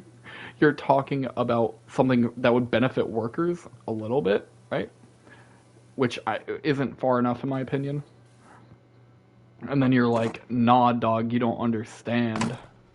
You don't understand. I am the intellectual. I am the intellectual here. I think money in powerful people's hands, big good. But immigration, bad. He's about to do some immigration takes, isn't he? Anyway. Certainly not helpful. I would argue that taxes and government size in general should both be reduced, but that's a topic for another day, so instead let's move on. He thinks we should reduce taxes in general, dude. Oh, dude, what a grifty little right-wing cunt. He's like, oh yeah, reduce taxes. No social safety nets allowed, bitch. You want healthcare to be provided by the state because you are literally paying an arm and a leg for healthcare right now? Suck my dick. I want more money to hoard over you peasants. Because I can afford to lose here, or I can't afford to lose, or I can afford like whatever happens in the anarcho-capitalist fucking like nightmare world because I have money now. God, this is such a good video to go over. I'm so glad I picked it. Racial color blindness. Wait. Color blindness? Racial color blindness? Oh my god. You're joking, right? Oh my god. He's about to talk about, like, something that Vaush doesn't even believe in. Holy shit. This is about to be so good. So if you don't know, color blindness is the stupid, like, liberal id pol belief that, like, racism is when you acknowledge that race exists. Because, like, ew, race is cringe. So, and there's a difference between that and race abolitionism, which is that the concept is cringe, and also, in a Marxian sense, like what Marx believed, is that it was a capitalist construct. I forgot which country does it, but tax people based on income for things like tickets. A person that makes 1,000. So Mitchie, we're socialists here. We're commies, just for the record. So I will have to read what you're talking about here. Make 1,000 a month should be charged like $250 for it. So shouldn't get a $250 ticket for the same thing. They should be charged. Yeah, okay, yes. Tax, an actual tax rate would be cool, right? If we had a fixed percentage of taxable income based on net worth. Oh my god, dude, it would be so fucking based. If we taxed a direct make, it would be super based. You're actually spitting facts.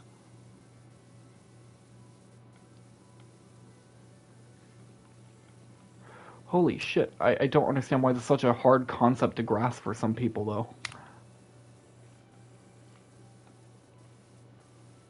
Anyway, I need to get to the end of this video at some point, so we can go back to just power washing, but...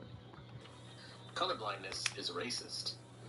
The real reason, of course, why colorblindness is racist is because it obfuscates problems that are aligned along racial lines. When you make yourself colorblind, you make yourself blind to problems aligned with color as well. Much in the same way that, imagine if a person was talking about anti-Semitism, and you were like, dude, plenty of people have, like, spray paint on their buildings or like violence against them? Why are we? I don't see religion. I just see like violence. We need to stop violence. Here's a simple thought experiment. Imagine you have a society of red and blue people. Suppose there are some angry mutant bees released into this society. The mutant bees disproportionately attack blue people more often at a rate of 2 to 1. Now, which of these options is more likely to solve the problem? Educate red people about their privilege and being 50% less likely. Yes, yes, income-based speeding fine system. Literally, Mitchie. That is what I advocate for all the time. The Nordic countries, like Finland, Sweden, Norway, all of them super fucking based. They're social democracies, and they're so good because their idea is that they want to tax people based on their income. They want to give workers a voice in the workplace, and they want to fucking like, oh my god, it's just so good. Look into the econ in general of Norway, Sweden, Finland. They're all super based. I can't stress it enough, dude. Norway, Sweden, and Finland are so based. They're not socialist, but they're social democracies, which is a step further than what we have now. And it's something I would advocate for without a second fucking thought. Oh my god, it's so good. Even if it's not like the end result for me. Although I don't think there really is an end result. I think utopianism is kind of cringe now. Because Vaush said so? No, I'm kidding. Do you want to shrink the power and wealth between the haves and have-nots? Yes! Literally, it's so good! Oh my god, yes.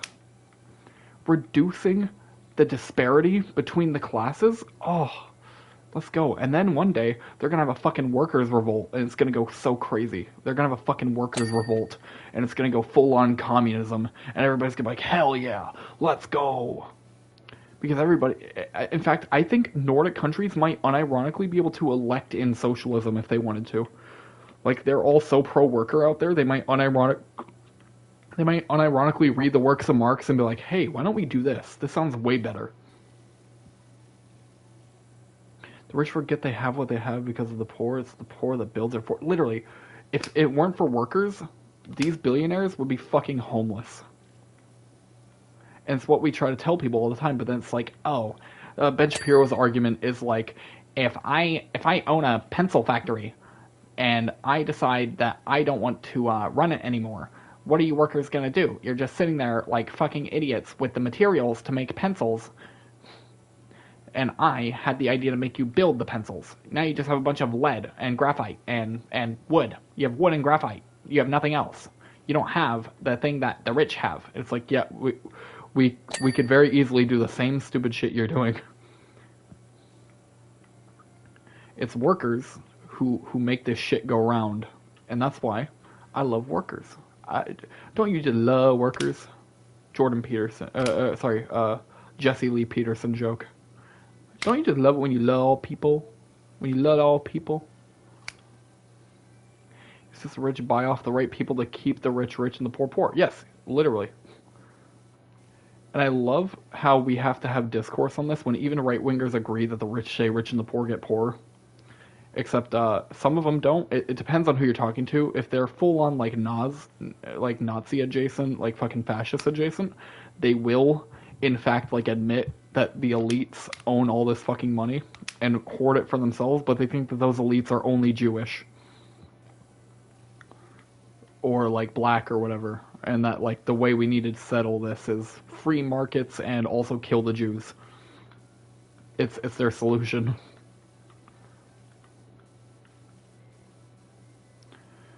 Anyway, I am so... This video is going to be so fucking long on my channel. Holy shit.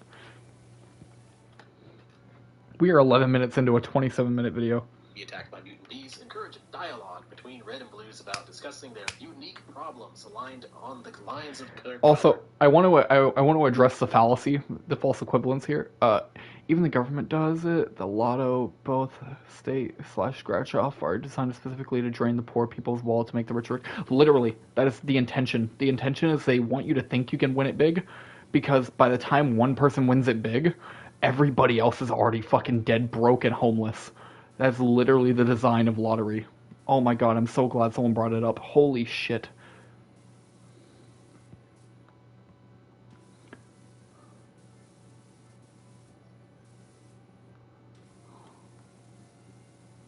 It also feeds into gambling addictions, a bunch of other cringe shit that I would love to talk about another time. But I do really, really badly want to finish this fucking video so I can upload it to YouTube. Oh, there's so much shit I want to talk about with you guys now that I'm affiliate and don't have to worry about, like, getting the viewers to make my streams cooler. Now I just don't even have to worry about any money coming in. I don't have to worry about viewership. I can just be like, hey guys, want some cool fucking based political takes? Bet, come with me.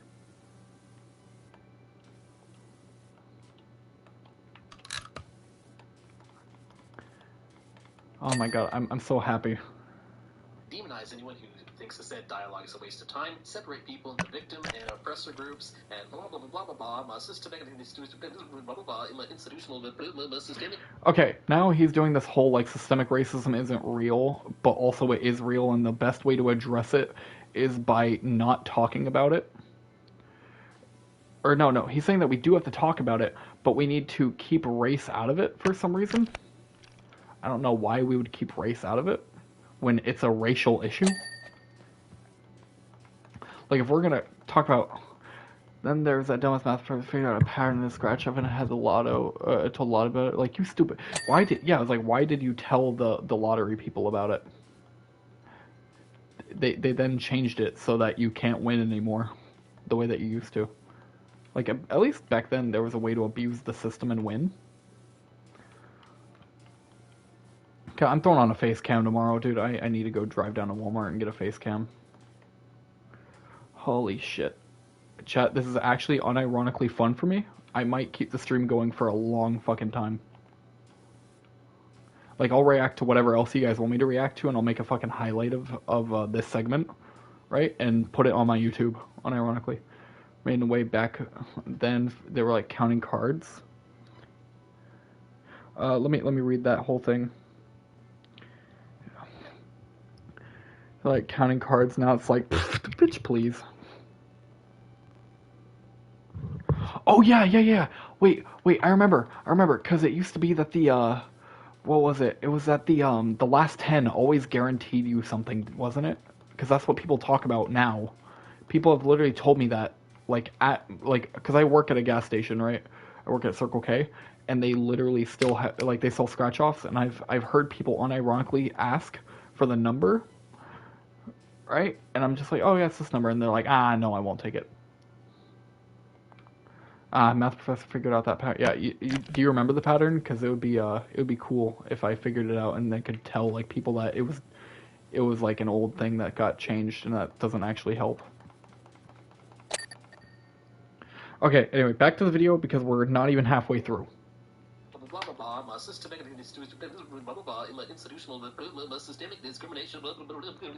Option 2. Exterminate the fucking bees. Now, wait, what is he doing? Holy shit. So he's addressing, he says that option 1 is to have a discussion about the racial inequality in our country that disproportionately affects black people economically, based on prison systems, based on literally so many different factors, right? There are studies on this shit. There are so many studies on this shit, right? And even then, like, even the downpour of like, the olden days, like, even the downtrodden of economics back then, when we had slaves, affecting them to this day because of the fact that they didn't have the same starting point as everyone else did in the economy, and all this other shit, right? There's so much shit to get into with that. And he says there are 2 solutions: rant about systemic racism, blah, blah, blah, or kill the people, or get rid of the issue dealing, or exterminate the bees, right? He's saying that, like, the government did this systemic racism, but the people were implicit in it, which is the problem, and the people are still implicit in it to this day, is the problem. Like, we have cops that disproportionately arrest black people. We have jobs that, we have job sites that disproportionately reject applications with black-sounding names. We have so much shit going on in this country that still affects black people to this day, and as well as the downpour, or as well as like the long-term effects of shit that happened in the past still affecting them to this day. And you want to be like, oh yeah, let's get rid of the government that's doing this, dude. Obviously. Like, I'm smart, Mr. Smart Man. Yeah, sure, buddy. Okay. Anyway, it's super. It's a brain dead take. Of this, if you never even looked at which group the mutant bees are attacking more often, would it change the fact that option 2 most efficiently solves the problem? No. In fact, this hypothetical society would probably be better off. Less time bickering over who is standing in the bigger shit pile, more time spent digging out of the shit pile. Wait. No. This is good. This is a false equivalence here, or not false equivalence. Sorry. What's the word for it? He's talking about how, like, instead of right now his argument is if I were to steel man it, he's saying instead of arguing back and forth about, you know, who's being, like, affected by systemic racism most, or like which group has it the hardest, blah blah blah. We should instead focus on just dealing with the problem that affects everybody, right? Except there is an issue with the fact that we already have these disproportionate outcomes, and we have to. Oh, it was a woman. She figured out the algorithm that determines where the winner, or where a winner is placed in each run of scratch offs. Then she figured out when she. Fuck. Okay. Let me read this, and then I'll go back to addressing the point. Then she figured out where they were shipped and when. Oh my god, that's insane. Anyway. So he's saying, like, let's get everybody out of the shit pile instead of just arguing over who is deeper in the shit pile, is what he's trying to get at. But it's like, if you're deeper in the shit pile and one group doesn't want you out of your shit pile, but they want to get out of theirs, or at least if y'all dig it here, let's put it this way. If you're both in a shit pile, but one person is deeper, it's going to take longer to dig one group out than the other, or one person out than the other, right?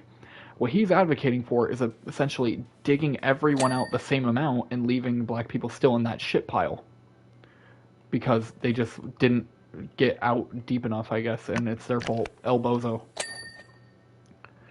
It's the best way I can get into that, right? Like, they're still gonna be in the shit pile if we dig everybody out the same amount, is the problem. So there is a problem with having to dig people further out of one shit pile so we can get everybody out of their respective shit piles. It's why I'm actually a big fan of fucking she's a math professor with a PhD from Stanford, from Stanford University specialist. Yeah, and that's cool.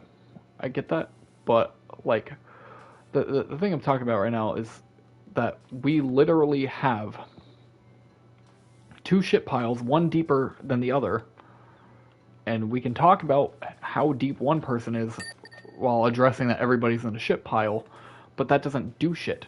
If you just dig out white people from their shit pile and dig out black people the same exact amount as you dig out black people from their shit piles, you'll realize that, oh boy, they ain't out of their shit pile yet, and they're still kind of fucked.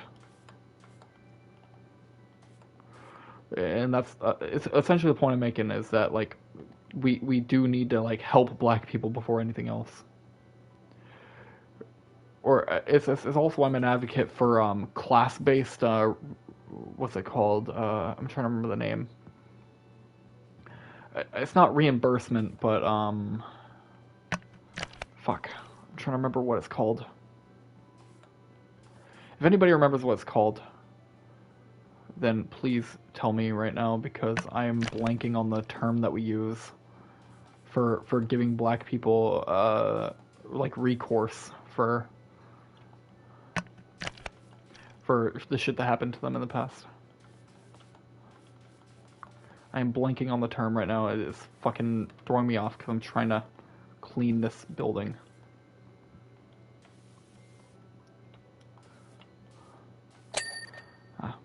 Fuck. Yeah, reparations. Holy shit, thank you. I couldn't remember the word reparations for the life of me. I was working on spraying this shit down. Yeah, class-based reparations are pretty based. Class-based, like, or just fulfilling the promises that we have made, right? Like, there was, I think it was the GI Bill that we talk about a lot, right? Where it was basically that we promised reparations for people who were in our military, right? And we can easily look at that and be like, yeah, these are direct descendants of that family who are owed this exact reparation, so why not give it to them? With, like, account for inflation. That'd be fucking awesome. Anyway.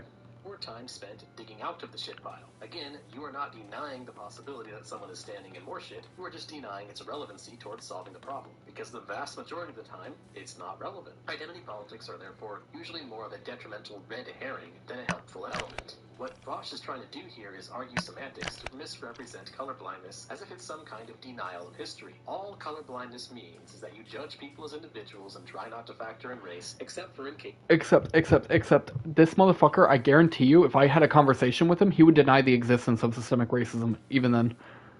And I would have to pull up this clip and be like, hey, remember when you said systemic racism isn't real, and then you said here it's real, but, like, we should just stop talking about it because reasons? Like, I can guarantee you, like, I've read through these fuckers' like brains so easily before.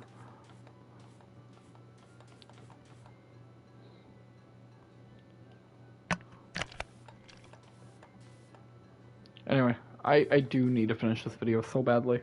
This is where problems cannot be solved unless you do so. It does not mean you deny that racial disparities exist. For example, Except people who advocate for this colorblindness do deny its existence. So, like, already, fucking brain dead take. 1. Deny the fact that black people are more likely to be poor in America. Even the most mouth-foaming neo-Nazi I have ever debated did not deny this fact. Wait, they do, though! They literally do deny it! They do deny the disproportional wealth. And they sit there on 1350. That's the only time they care about racial disparities. It's in the crime rate, which is a problem. It's a sociological problem, not a fucking, like, oh my god. There's so much about this that's just, like, blatantly false and actually unironically brain dead that I don't even know where to begin. Holy shit. Okay, so I will start with, yes, they do deny it.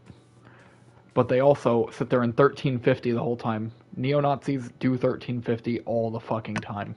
If you don't know what 1350, it's a crime statistic from the FBI. 13% of people, you know, are black in America, and they commit 50% of the crime, blah, blah, blah.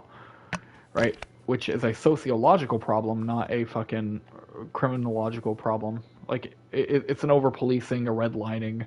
It's a problem with access to, you know, like, economic, and access to, what word am I thinking of here? Access to the same economic advantages, or same economic fucking social safety nets that white people have, blah, blah, blah. Like, there's so many things that encourage people to join gangs and commit crimes in like, ghettos that are disproportionately black because of redlining. That's, like, I don't even know where to begin. Anyway. Bam. Recognize that reasons other than discrimination can exist for disparate outcomes, and try to focus on researching what the true reason is for a problem, then only factoring in race when the evidence actually shows discrimination, as opposed to starting with that as... But they do deny it, and the only time that there's, like, a discrimination thing, they don't call it discrimination, they just call it black people are like these criminals. Right? Black people are just inherently criminals. Look at the crime rate. That's what the fucking Nazis do. And the fact that this guy is even saying, like, oh yeah, the neo-Nazis aren't calling black people degenerates. Sure, dude. Sure. Fucking sure. I don't even... Oh my god. It's actually, like, giving me an aneurysm. I think I just got a synapse fired in my head. Did y'all get synapses firing? Or was it just me? And looking for whatever evidence you can find to support your woke ideology. The problem here is that... Dude, I love when they say woke because it doesn't mean shit. Woke literally just means progressive thing I don't like. Like many modern progressives, just screams discrimination at the top of their lungs whenever outcomes are not equal. They either immediately assume it's discrimination before evidence is even looked at, or they do an extremely piss-poor job at looking at the evidence and then conclude. Wait, when we cite studies from workplaces that have filed out applications the exact same way but with different sounding names, and that white people or white sounding names are disproportionately hired or called in for interviews more than the black sounding name. Really, that's not looking hard enough at the evidence. Not looking hard enough at the evidence is looking at the disproportionate outcomes that over policing has on black populations in regards to the crime rate. Not looking hard enough at the evidence is looking at the effects that redlining, slavery, and the civil rights movement, or the pre-civil rights movement society, aka segregation, had on society and black people in particular. That's not looking hard enough at the evidence. Holy shit, there's so much. There's so much. Oh my god, there's just so much shit. It's so funny. Discrimination based on a very bad faith inquiry that fails to control for other possible variables. I covered this extensively in my video on the equity fallacy, and I will link it at the end in case anyone wants some more. Equity fallacy, again, he's probably, I'm pretty sure that video is most likely, I hate like judging people without seeing their shit, right? Because it sounds like very bad faith to do so. But I can tell you like with like a 90% certainty that video is like communism bad because like everything equal, and that's not fair, because like some people work harder and don't get stuff, but the people who don't work hard get same stuff. That's kind of fucked, dude. Like the child's capitalist argument is basically what I'm assuming that video is. In-depth explanation for why Vaush, as well as the mainstream institutions that also push this nonsense, are completely in the wrong here. Socialism only fails because of embargoes. As a foreign policy tool, the embargo actually enhances Castro's standing by giving him a handy excuse for the failures of his homegrown Caribbean socialism. Dude! This section is called a half century of failure. Are you fucking kidding me? Yeah, you know, we just postured against Cuba, tried to kill their leader 500 times, and also embargoed them, making them one of the most embargoed and sanctioned countries basically in the history of the world. But actually that benefits them, because then all their natural socialist failures, they can scapegoat them on the embargo. If the embargo were lifted, the Cuban people would be a bit less deprived, and Castro would have no one else to blame for the shortage and stagnation that will persist without real market reforms. What the fuck are we talking about, dude?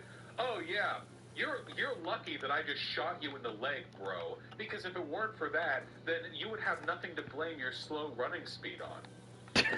literally.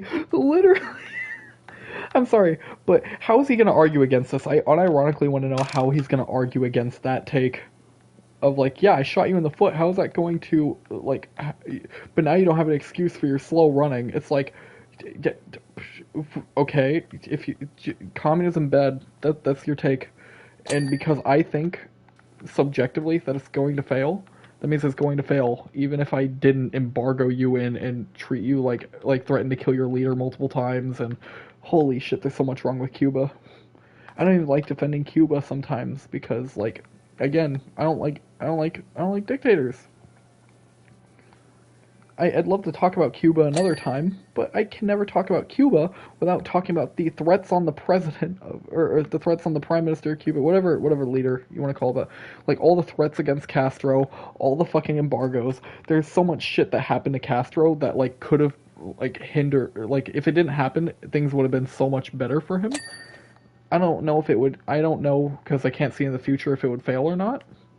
But even if, like we've done so much shit. Even in other countries, we've literally sent CIA operatives to fucking, like, arrange coups against whatever government we don't like, because it's a working socialist country. There is so much shit I'd love to talk about. God damn it. Politics is so complicated, though. And people just don't understand it and end up being, like, really dumb. Like, again, there's nothing wrong with being uneducated, but then when you give an opinion that's super uneducated, and you're just like, I am not going to substantiate this with evidence. In fact, I'm right because communism bad, and I feel it in my gut. It's feels over reals. Chat, he's arguing feels over reals. Can we get feels over reals in chat? Feels is better than reals. Remember when the right wing people used to say like I argue facts and logic, and then now that we argue facts and logic, they're like ew, the woke left are doing this crazy thing that's so anti science because like we totally believe in science, and now they're like ew, scientists are lying so that they can support a woke ideology.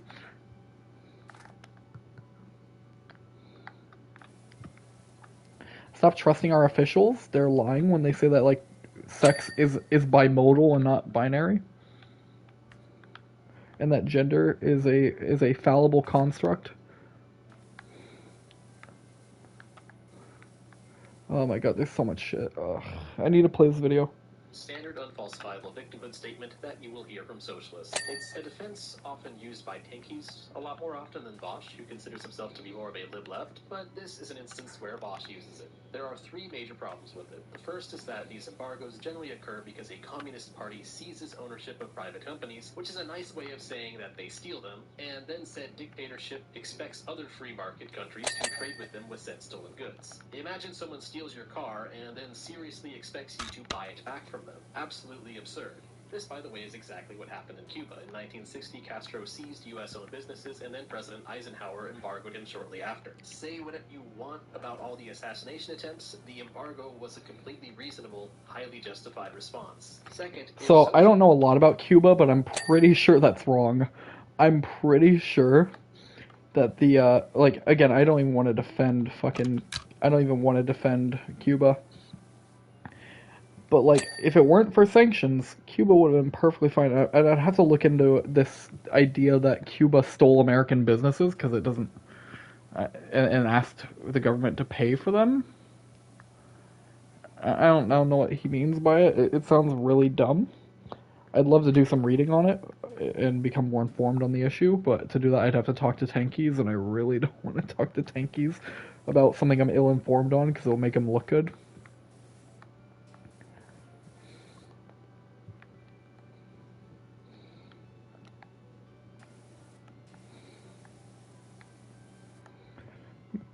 Maybe I'll talk to Vaush about Cuba, or watch like a Vaush video about Cuba one day.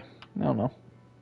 Is such a great and progressive economic system that lifts people out of poverty and all that and leads to this amazing economic stability, then why should it matter if a supposedly inferior capitalist country refuses to do business with them? It's not like...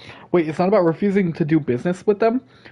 It's the fact that America is the spearhead of NATO and has much more influence than smaller countries like Cuba, and can literally make other countries just fucking decide also to embargo them, right? Like, if America decides we're gonna embargo you, they also can just say, we're gonna use the fucking power of NATO to embargo you so that you will never see work here again. You'll never see, you'll never see, like, any imports from any other country ever again, and trade is kind of a big fucking thing for econ. You know, economics, trade is pretty important to that. So would you remove trade from one of the biggest fucking countries on the planet? Then yeah, you're gonna suffer a little bit. The reason socialism needs a stronger economy to begin with is because if you don't have any fucking money, you can't really provide goods and services to the people, can you? I mean, I guess grounds up, like from the ground up, socialist movements might work. It depends on the circumstances of each country. That's why I really think America can do with it, right? Eventually. Like, we're talking hundreds of years from now, we can eventually decide that socialism good, actually. But, like, it's so bad. It's so fucking bad, dude.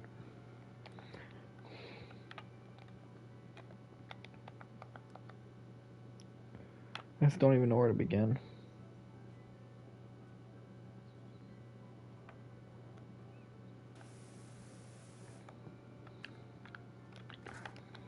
Fuck.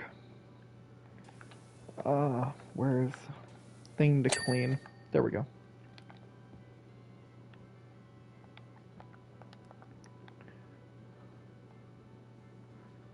So, pole topper. Where's ceiling edge trim? Oh wait, is there...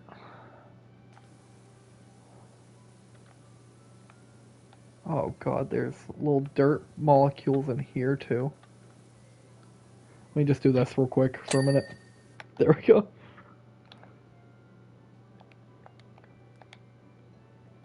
Ah, right here. Perfect. Nice.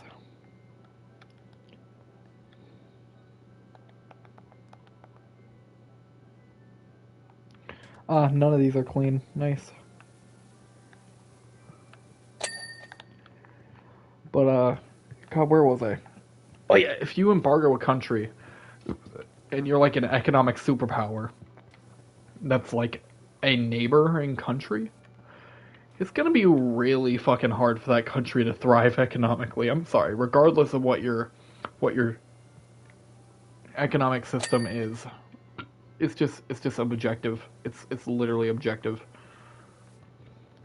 Cuba was completely cut off from trade, by the way. They could still do business with countries that were more amicable to socialism. Castro even received billions of funding and aid from the Soviet Union. So if socialism is so great, why couldn't they just successfully create their own parallel economy? And third, while the embargo did indeed reduce Cuba's economic capabilities with the U.S., claiming it as the main reason for Cuban problems largely ignores Castro's history of human rights abuses. Castro publicly... Oh, you know, Castro is a bitch. No, that's the thing. Vaush would even agree Castro is a bitch. Now he's doing this thing. I'm trying to remember what rhetorical strategy it is, but essentially he's now saying that Vaush... I guess this is technically a straw man, would it be? I mean, technically it would be a straw man because, like, what Vaush is talking about here isn't, like, some fucking, like, tanky shit where he defends Cuban dictator Fidel Castro, because in fact if you watch any of his content, he's like, ew, I don't like Castro. He's a bit of a little dictator guy. I don't like little dictator guys. And it's so fucking disingenuous when literally the issue here. Oh, god damn it. It's so disingenuous when Vaush literally defends, like, nothing about Castro's human rights violations. In fact, does the opposite. And then goes on to be like, hey, but also Cuba's economy failing was in big part because of the embargo that the U.S. had placed on it. It's just weird. It's a little weird, champ. That's my only, like that's my whole thing. He's just being weird, champ. All right. Anyway, center pole topper.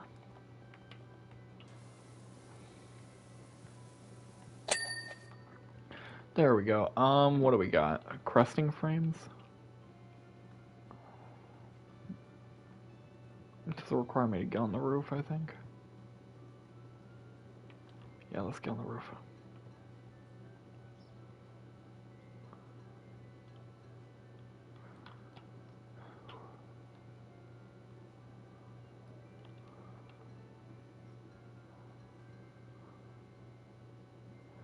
I'd guess it would be this one. Oh.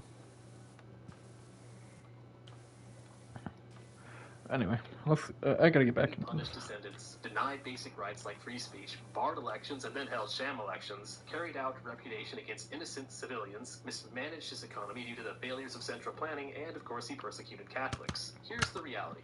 Oh, he persecuted Catholics? Wait, I'd love to look into why he would persecute Catholics first off.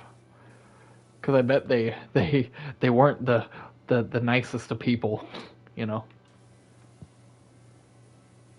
There's a lot of them, a lot of those priests, you know how the priests like them young.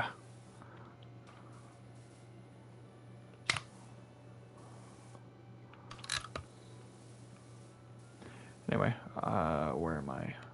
Spraying here. Failed because they inherently require giving power to an authoritarian entity for them to function. That entity then abuses their power, leading to a repressed people and a repressed economy. Embargoes are going to make this worse, of course, but they are not the silver bullet. The system. Oh, they are a pretty big silver bullet. Flawed. Socialists like Vaush will kick and scream and deny this until they are blue in the face, claiming that true socialism doesn't need a state, but they have yet to actually prove said perfect, stateless, classless society. Wait. But we don't say stateless. like, we do acknowledge the need for a state in some regards. What? Like, even anarchists like myself, because that's another name, we call ourselves anarchists. We're not, like, anarcho-primitivists, we're anarchists. There's a difference. A very distinct difference.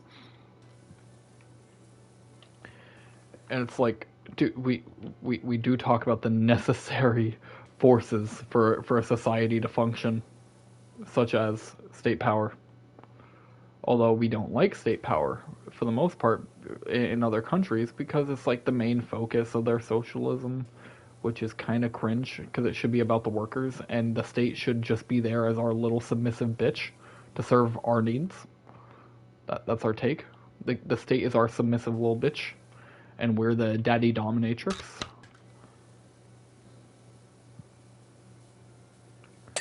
That tells the government, like, hey, do my bidding, bitch.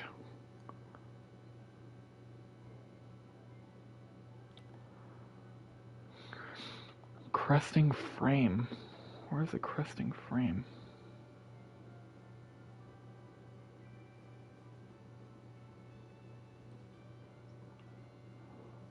Frame. I saw frame for a second. Right there. That little white thing. There it is. Oh, look at that. Anyway, I really do need to focus on, excuse me, I really do need to focus on the video at hand. Form outside utopian theory crafting. The right hates poor people. Except it does. They fucking hate you if you're poor. It doesn't matter if you're conservative or progressive, okay? Being anti-woke isn't going to save you. If you're poor, these people despise you. Adam Carolla and They do. Dennis Prager occasionally have some off takes, but hate the poor?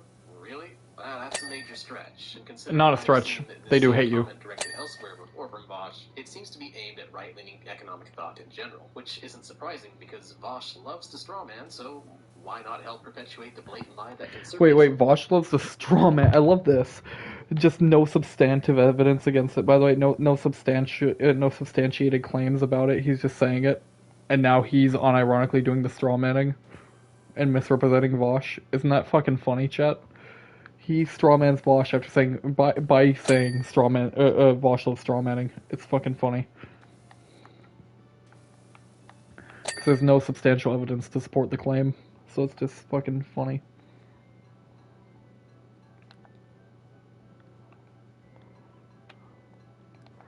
God damn. So much shit to clean.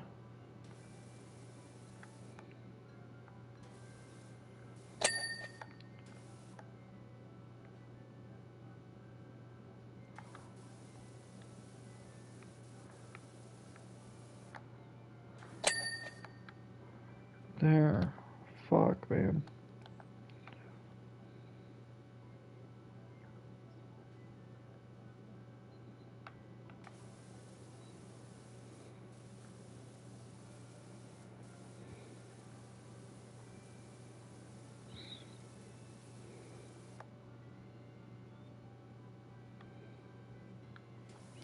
This one. Oh, fuck.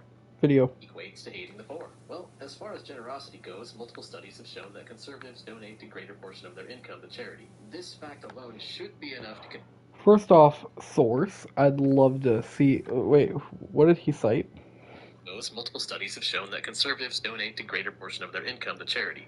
Okay, yep, and again, we're gonna get into why charity kind of cringe. Right, we'll get into that in a second. I just want to say, like, right off the bat, even if conservatives more often donate to charities, we are talking about the economic ramifications of their policy positions that would lead to people being disproportionately more poor. So long as it benefits the bourgeois. That's why we say we're the working class party.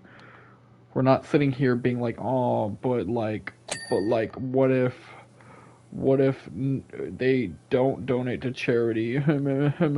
No, we think charity shouldn't be fucking necessary. We should just have systems in place that benefit the fucking workers who are suffering out here and struggling.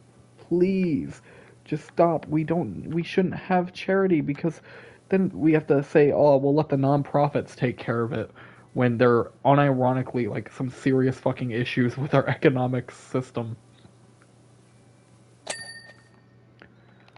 Oh man, it's so bad.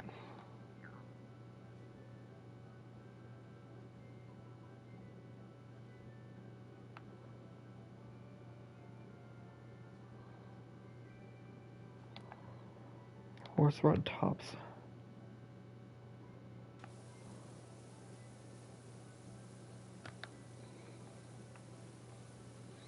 Wait, come here, bitch. You're cleaning your pole today.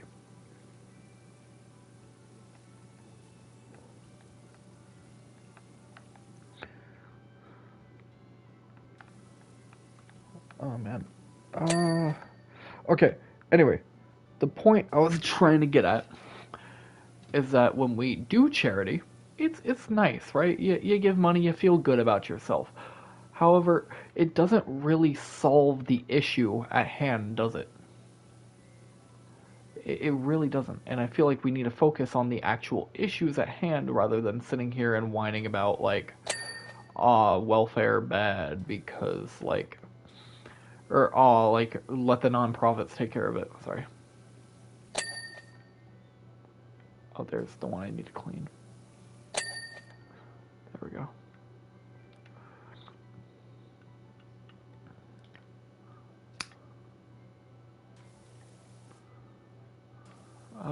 Shit. Video. This fact alone should be enough to convince any reasonable person that right-leaning doesn't automatically mean F the poor. But for the sake of it literally does though, because the right is also the same party that says pick yourself up by your bootstraps and work harder. You're just not working hard enough. Lol, get better at working. Right? Whenever people are suffering and poor.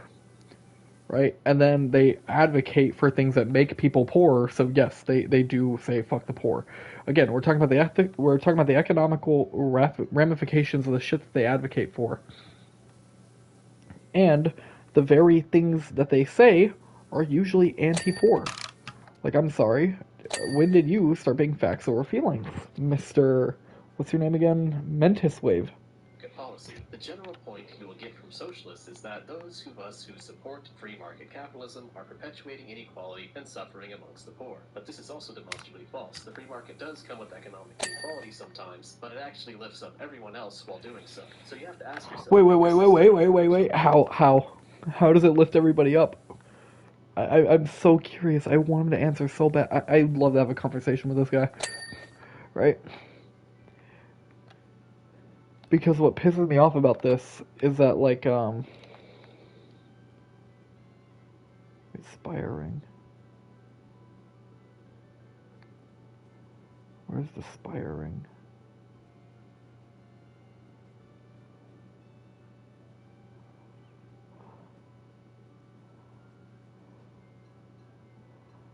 Aspiring.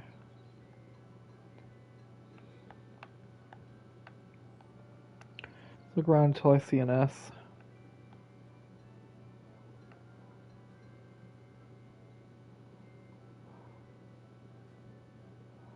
Oh well.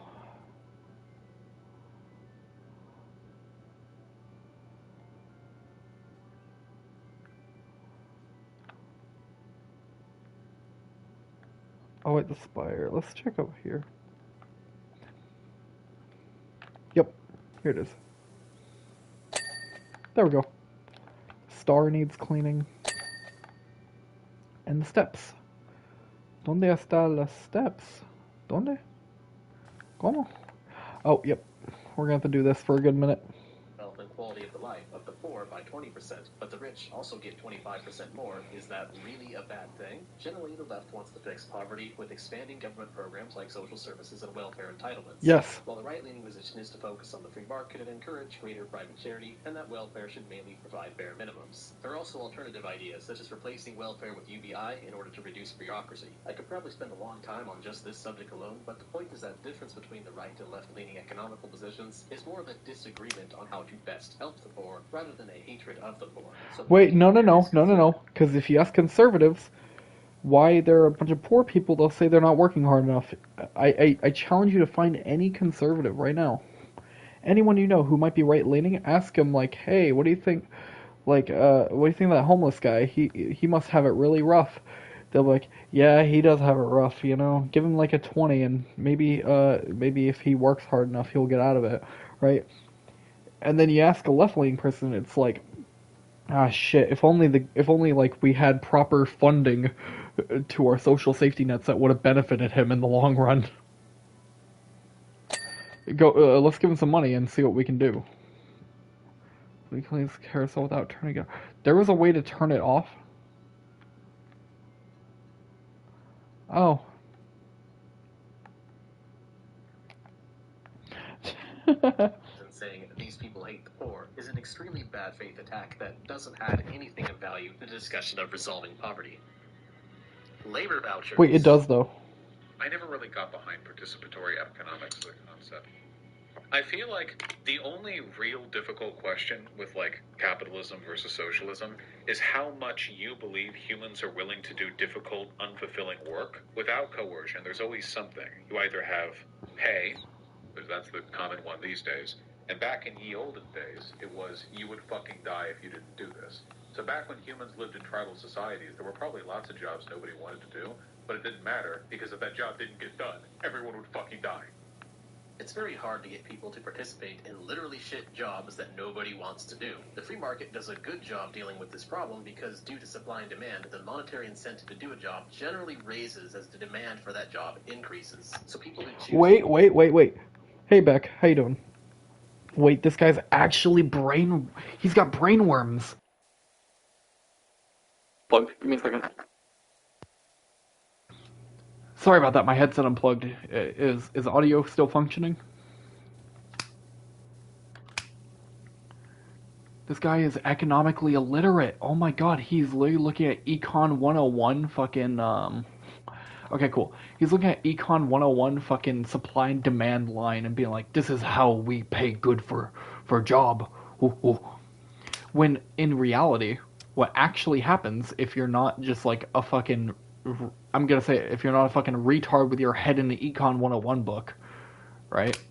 What actually happens here is that economic incentives lies with the bourgeois, and when you have that demand problem, the supply problem, it doesn't solve shit because there's too much administrative bloat. There's too much bloat within our fucking econ. If you want a great example of this, let's look at schools, alright? We have a teacher shortage, yet we don't pay teachers at all enough to do their fucking job. If you look at a teacher in Oklahoma, she's working 3 fucking jobs to go put food on the table for her family, right? Yet there's a shortage of teachers. Why is there a shortage of teachers, yet they're not being paid enough? This sounds weird, right? So already his economic fucking takes are falling apart. And then you have to add on to it that he said that the supply and demand is what's going to fix it. We don't have a lot of teachers, so therefore they should be paid more under his ideology, but they're not, funnily enough. And then, on top of that, right, he's saying that the free market would solve this issue even harder, even though it's pretty fucking apparent that when you have teachers who don't get paid enough, and then you have fucking, like, administrators, say a bunch of administrators and, like, deans and all these other fucking faculty members who aren't teachers getting paid a fuck ton more than the teachers, right? And all of a sudden there's not enough money in the budget. You're gonna have to pay for your kids' fucking pencils while we sit here and rake in the dough. There's obviously a problem with that. If we had more regulations, we could fix it. That'd be pretty based. I fucking pity the teachers who have to go through this shit right now. Because they, like most people who teach right now, want to be teachers.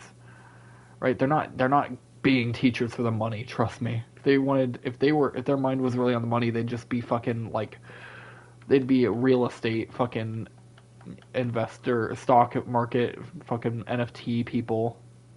Right? They know where the money's at. If they want the money, they know where it's at. I'm telling you, it's not with the education system, especially not the public education system. Holy shit! Oh my god, we don't provide any funding for that shit. But like, it's so brain dead. And then everyone on the left just, this is what, we educated don't get paid enough. Yeah. So Beck, this is another thing that really pisses me the fuck off, is that the left, the online left at least, has just completely given up space to right wingers on economics because they don't want to understand it, and they're like, oh, the right claims that they're better in economics, but economics is stupid. We don't like econ. Econ is stupid. Money? That's stupid. We're always going to have money. Money is always going to exist, regardless of how we do it. It'll be like labor vouchers. It'll be something, right? But, like, there will always be something equivalent to money, especially in our modern economy, right? Our modern economy is just, like, on another level. Fucked. We're never going to be able to escape it. And this motherfucker has the Econ 101 supply demand nerd, and then it falls apart without him even realizing that it's happening. It's so fucking illiterate. It's economically illiterate. The right isn't even good at econ. I'm gonna say it now. They're not good at econ. They're fucking brain dead, in fact, at econ. And I am tired of talking about it. I'm tired of talking about econ with people who are like, but this line graph, the pay I get sucks. Exactly. You don't get paid shit, but I guarantee you, how much does your dean get paid? Beck, I would love to hear it. How much does the person at the head of the school get paid? I bet you a fuck ton more than what you're getting paid. Like, not just like, oh, he does more work, therefore he gets paid more. I bet it's a fuck ton of money more than you. Or at the very least, there's just an overabundance of other faculty members, right, who are getting paid a lot more than you. And it's a problem with our fucking economy. Like, so fucking bad. It's so bad. You're for sure. It is so destructive. Anyway, we gotta get back to this video. I'm gonna be uploading this, by the way, back to my YouTube channel. Eventually. Receive adequate compensation for their troubles. Now, Vaush actually rejects Paracon here, so you might be wondering why I'm including this on the list. Well, the reason lies in his proposed solution. Higher pay, literally the only answer? Well, then you keep a market economy if you have pay. Or you get rid of capital and you have a secondary luxury good market that you get using pay that you get with unfulfilling jobs. Meaning that if you do jobs people generally don't want to do, you get money that you can't use to reinvest, but you can use it to purchase commodities. But that's kind of like a labor voucher kind of solution. A labor voucher, I mean, you're still using market incentives, but and then how do you incentivize these firms that sell the luxury goods to want these labor vouchers? It gets difficult. Wait, so the solution is to just give them a highly regulated version of currency backed by a highly regulated version of the market, both of which are kind of garbage? Okay, again, they're garbage, but if you're looking for economic incentives within a market-based system, then yeah. And that's literally what Vaush said. He said it's complicated. It's super fucking complicated, because econ is complicated when you're not looking at line graph. A casual get paid, a casual get paid, I think, 25 an hour. 25 an hour sounds fucking great here. Nobody gets paid fucking 25 an hour for any job here. Unless they're, like, working in some, like, tech field, or they're like real estate, but even then that's salary, not wage.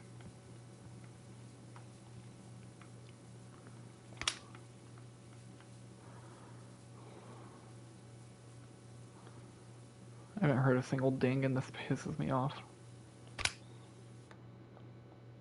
Oh. But it's less for part and full-time, yeah. That's the problem.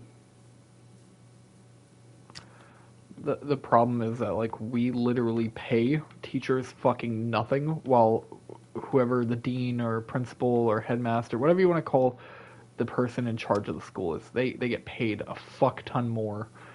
And it's what we call administrative bloat, if you understand econ at all, right? We call this administrative bloat because there's just a lot of it, right? Let's say everyone's at a party, right? And there's chips and salsa, right? But the salsa is being held like it's a 5 fucking gallon tub of salsa that one fucking person is holding on to and won't share with anybody else because he paid for it or like he was there first, right?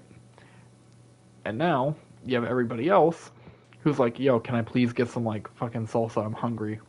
And these tortilla chips are fucking dry as shit. And they're like, no, I will give you nothing.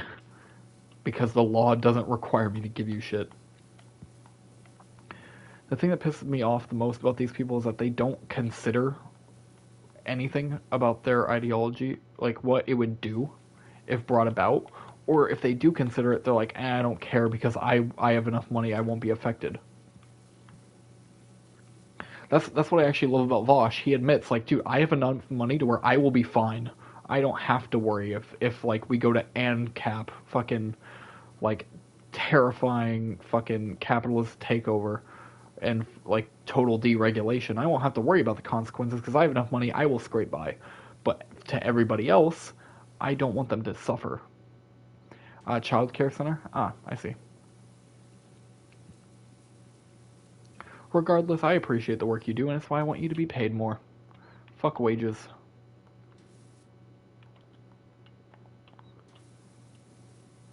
Wages cringe.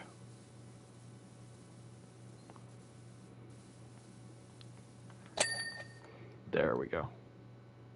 I finally got my ding chat. We're happy.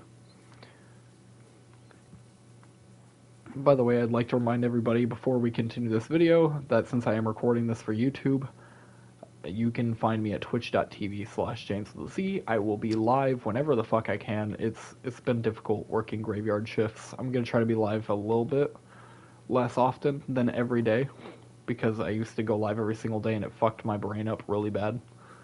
I'm going to start working on schedule as we speak. I don't normally talk about politics, but usually just play games, have a good time, and meme in my chat. That would be if Nessio didn't stop talking about tankies, but... like, yeah, it's a pretty cool place, come on down. And, sorry Spider-Man hasn't been getting uploaded lately. Holy shit, I forgot about Spider-Man so bad. I haven't played it in a while. I have like 30 fucking recordings of Spider-Man on the back burner. It's so bad. I do need to finish this fucking video. I keep saying I need to finish the video, and then I don't finish the video. Like, it's so bad. Now, let's think about that for a moment. The only way vouchers as a form of funny money would work is if you have an authoritative system that regulates how those restrictions are imposed and enforced on said currency and market. But then you... Authoritarianism isn't when the government does things. God damn it. This is what I mean by economically illiterate. We can still have a functioning government that tells you, like, hey, maybe we shouldn't do this because it would allow for other people to be fucked over. God, I so badly want to talk to this guy. Ugh. This is an old video too, isn't it? This is a video from 2 years ago. God damn it. I hope he's changed his position on this or gotten debated on it or something. I'm hoping this guy's changed his position and stopped being a retard.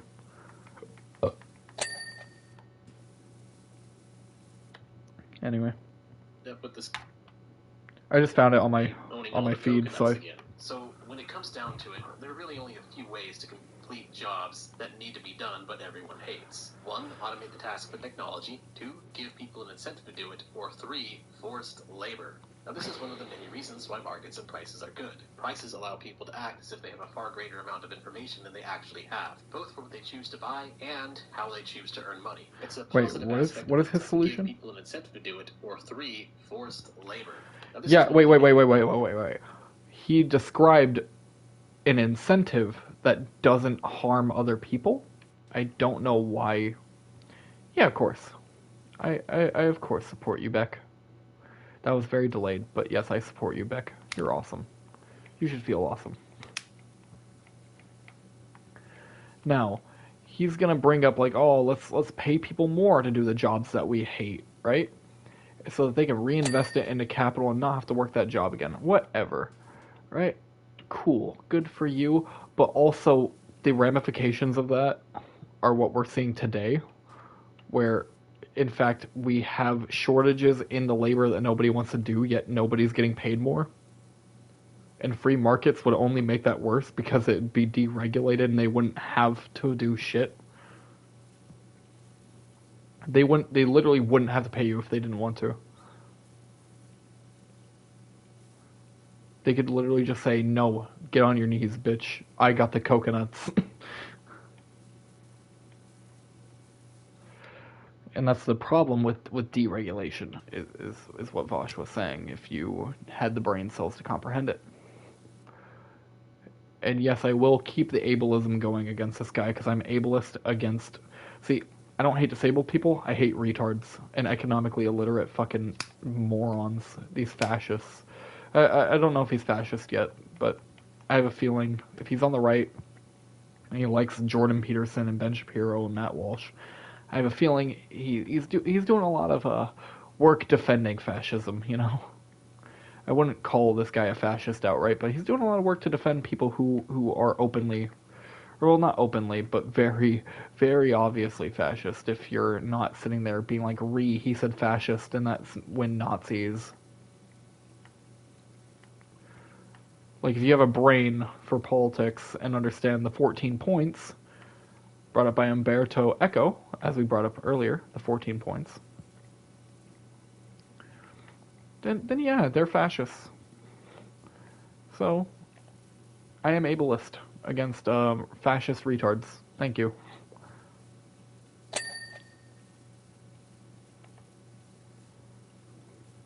Anyway. Reasons why markets and prices are good. Prices allow people to act as if they have a far greater amount of information than they actually have, both for what they choose to buy and how they choose to earn money. It's a positive aspect of the free market, as explained by F.A. Hayek, that is often overlooked by modern progressives, and Vaush's deflection here just further perpetuates the ignorance. Here's the reality. When you kill market incentive, the most effective way to get certain things done is by forcing people to do it. And that's exactly why... Wait. But he provided a solution that wasn't like forced labor. In fact, it was, hey, you can put this money back into commodities if you'd like to, but you're not allowed to reinvest and you know, gather this fucking advantage over everybody else. And that is something the state is actually good at doing. If you'd like to look into why the state should do its fucking job, like the jobs that's good at, Google I have a brain.gg. No, I'm kidding. But like it's pretty fucking obvious that this guy is just, I keep saying economically illiterate because he is, and there's no way around that. The things he advocates for would unironically bring the downfall of American society and any other country he tries to do this in, honestly. And his whole thing is just like, ew, socialism. Yes. Under the rule of a communist party, ended up doing just that. Even if those regimes didn't exist in history, we would still be able to use this paradox to deduce that socialist revolutions are likely doomed to birth totalitarian governments. They are not... Up and correct again, because every time we talk about fucking China or Russia, we're talking about state-owned means of production. The thing that we actually advocate for is workers directly owning the means of production by forcefully taking it from the bourgeois that have kept us under for so long. And I hope to see you soon, comrade, as we fight on the picket lines for unionization, since Joe Biden, our Lord and Savior, has finally made it illegal to union bust. What a fucking king. But I know this guy would be like, ew, union bad as well, because, again, economically illiterate, doesn't understand what benefits the working class, just overall fucking retarded. I don't even have a college degree, and I can tell that he's retarded. That's a problem. Fortunate thing that happened by chance as a result of wars or embargoes or other excuses. It's their inevitable... Wait, I like the way he's like, can I slow that down? Wars or embargoes or... Let me go to playback speed. I just want to hear the way he says excuses again. They're excuses. It's... Excuses. Excuses. He sounds like Karen, like, excuse me.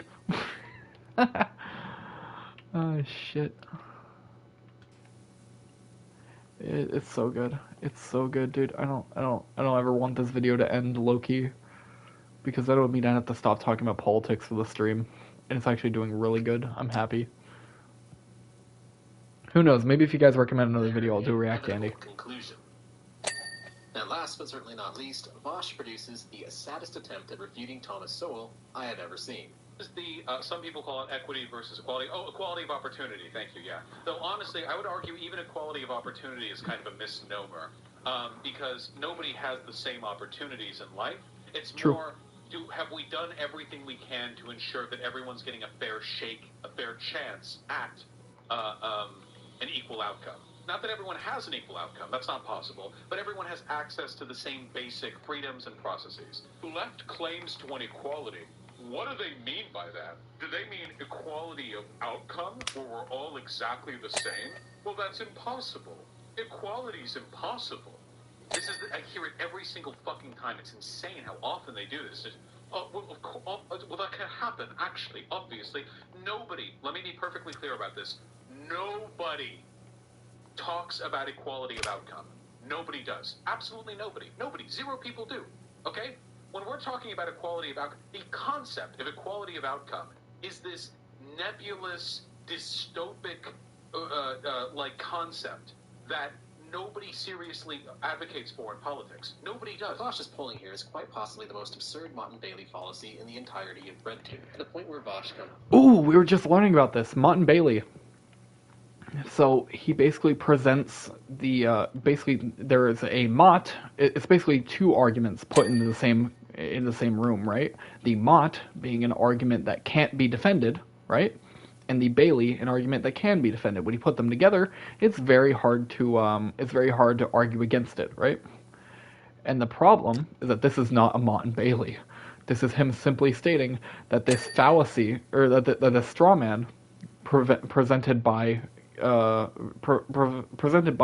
most conservatives who argue against equality that we advocate for on the left, it's just fucking retarded. They always say like, ew, equality of outcome, that's so bad, when it's never been advocated for ever, a single fucking day in the history of man. It's so good. Like, I want you to name one person who said, yeah, we should all be equal, like, directly. Name one person who has directly said, like, yeah, we need everything to be exactly the same for every single person. Every person will live in the exact same house, with the exact same income, with the exact same job, with the exact same... Yeah, exactly. Fucking nobody. It's so dystopian. It's so dystopian, it's literally just so right-wingers can be like, actually, what you're advocating for is fucking... what you're advocating for is stupid, because I said it's this way and not that way. So it's addressing a straw man, not a Mott and Bailey. It's not a Mott and Bailey argument. It's an argument against a straw man. Thank you. Dangerously close to debunking his own ideology. Let's unpack this. First off, Vaush heavily misrepresents equality of opportunity. All equality of opportunity means is that people have legal equality, and society treats people the same regardless of age, caste, gender, race, and so on and so forth. It can also be phrased in its legal form as freedom from discrimination. It doesn't mean that everyone... Yep, does sound a lot like our dumbass government. Again, I'm just arguing against a YouTuber who's anti-Vaush, and I'm hoping to pull him over to the left because he seems like a good guy when he's not being an economically illiterate retard who defends fascists. Oh man, I hate this so much. And then I gotta clean these little gears. Ugh. If this game wasn't satisfying, I would be super mad about it. If the dings didn't make my brain feel a lot of pleasure, I would not be playing it. Anyway, back to... is going to have the same chance of success. That's impossible. For instance, someone born mentally disabled versus someone who is intellectually gifted. The latter is obviously going to have a much higher chance at earning a PhD one day. Sure. I mean, James, our government in Australia, a bunch of fucking idiots. It says the guy who can't spell idiot properly. Crazy. Yeah, no, it's super bad. it is really fucking bad in Australia, I've heard. But what I'm trying to get at here is the deeper argument this guy is making. When you pull back the layers, it's fucking stupid. Obviously going to have a much higher chance at earning. Alright, sorry, I had to remind myself what he was talking about. So he's saying that someone born with a fucking let's say someone born with a disability, a learning disability, compared to someone who was like fucking born compared to someone who was born with a lot of brain function, a lot of extra brain function, compared to the average person. As stupid as that sounds, right? His argument is like, oh yeah, they're obviously gonna be able to go to college, unlike the neurologically disabled guy. When it's like, yeah, your point, sir, there's got to be a point that you're making. I'm not hearing it. Heavy lifter, let's go. 5 of its attachments.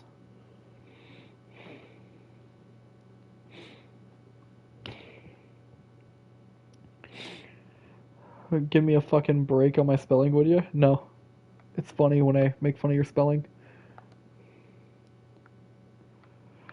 Anyway, cleaning liquids, I gotta buy more.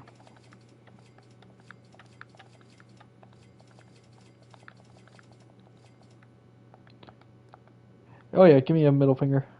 Trying to force them to be equal would, as Vaush says himself, be dystopic and unobtainable. So Vaush retreats to the bot and tries to gaslight that nobody makes the argument for equality of outcome. The problem is that's completely untrue. The basic debate on equality we see from Regressive these days is, again, the equity fallacy, where they are constantly getting triggered by unequal outcomes, asserting that statistical discrepancies between groups are... Wait, no, wait, that's fucking stupid. Wait. We're talking about bolstering those at the bottom so that they get moved to the top. Are you shitting me, dude? Yeah, we're literally talking about the theory of equity that you're putting up here. It's not like we're talking about things that would benefit those at the bottom, right? And to do that, sometimes you gotta lower those at the top. I'm sorry, but those at the top are kind of cringe, and they like hoarding their money like little fucking rats in their dungeons. Alright? Is it my fault? No. It's the bourgeois' fault. So, if I want to fucking cripple the bourgeois to give the proletarian more power, it's not an equity fallacy. It's literally just like a fallacy within, hey, can workers have rights yet? No? Okay. Sorry, revolution. Fuck you, bitch. What am I on right now? What am I? I'm losing the plot right now. It's so weird. Like, it's throwing me off so bad. I'm losing the plot. Guys, help.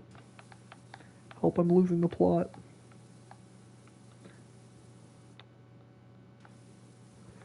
Help, I'm losing the plot.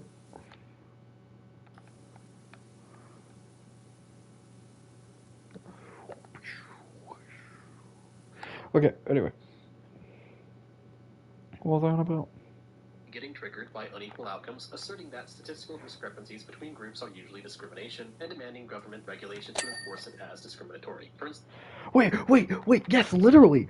That's what he's advocating for. He's saying, like, systemic racism, when we complain about it and want, like, systematic, like, issues, or systematic solutions to a systematic problem, you're fucking stupid, honestly. You're participating in the equity fallacies. Like, are you dumb or are you lying right now, sir?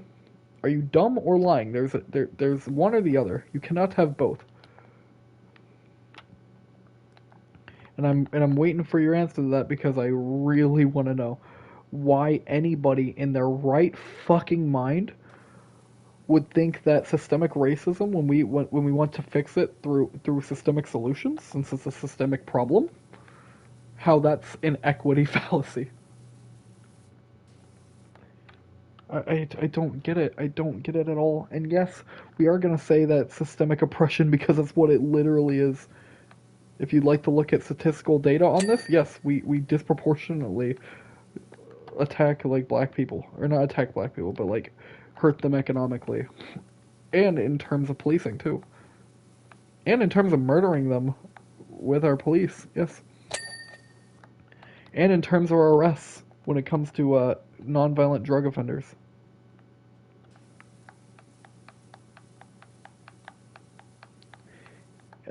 Where's spray? To quote Max Kendi, a racist policy is any measure that produces or sustains racial inequity between racial groups. By any faithful interpretation, we can safely say that anyone who deems unequal outcomes as unacceptable and discriminatory is blatantly advocating for equality of outcome. But of course, that's just progressive media along with Max Kendi. We are talking about Vaush here. So, does Vaush ever make this argument? And that is racism by outcome, and that triggers the fuck out of conservatives. The idea that there can still be racist outcomes, even if nobody in the system is acting with a racial bias. All of these things are bad, and racism by outcome is the easiest thing of all to address because we do not need to prove intent on any level. Significant disparities between different racial groups usually are indicative of some kind of underlying bias, yeah. We don't need to prove intent. We don't need to fuck around with who's in the wrong. We see an inequality, and we address it.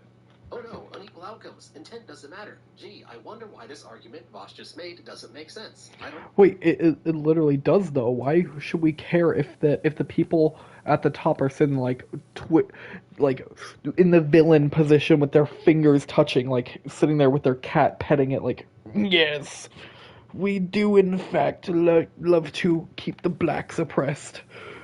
Or not, because, like, the problem is that blacks are still, like, disproportionately affected by a problem. Just like the poor are disproportionately affected by a problem. Systemic problems require systemic solutions. Holy shit, this guy is actually brain dead. Oh, man, it's hurting me. It's hurting me physically. The cringe is fucking hurting. We have 2 more minutes. Come on, we can do this. 2 more minutes. Ask Vaush. Very simply, if you are bored in this world, it is best that everyone have basically the same shot at being able to succeed.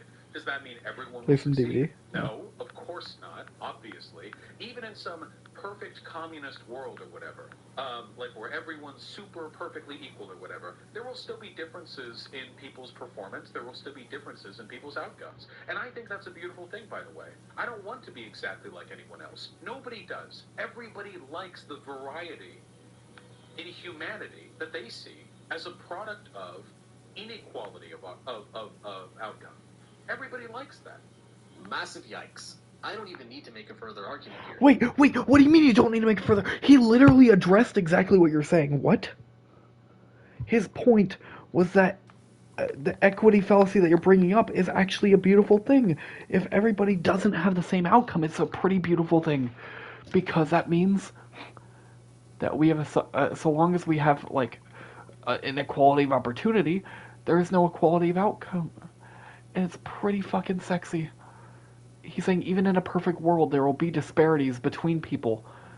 Right? And that's a good thing. How is that, like, at all indicative of, like, a problem?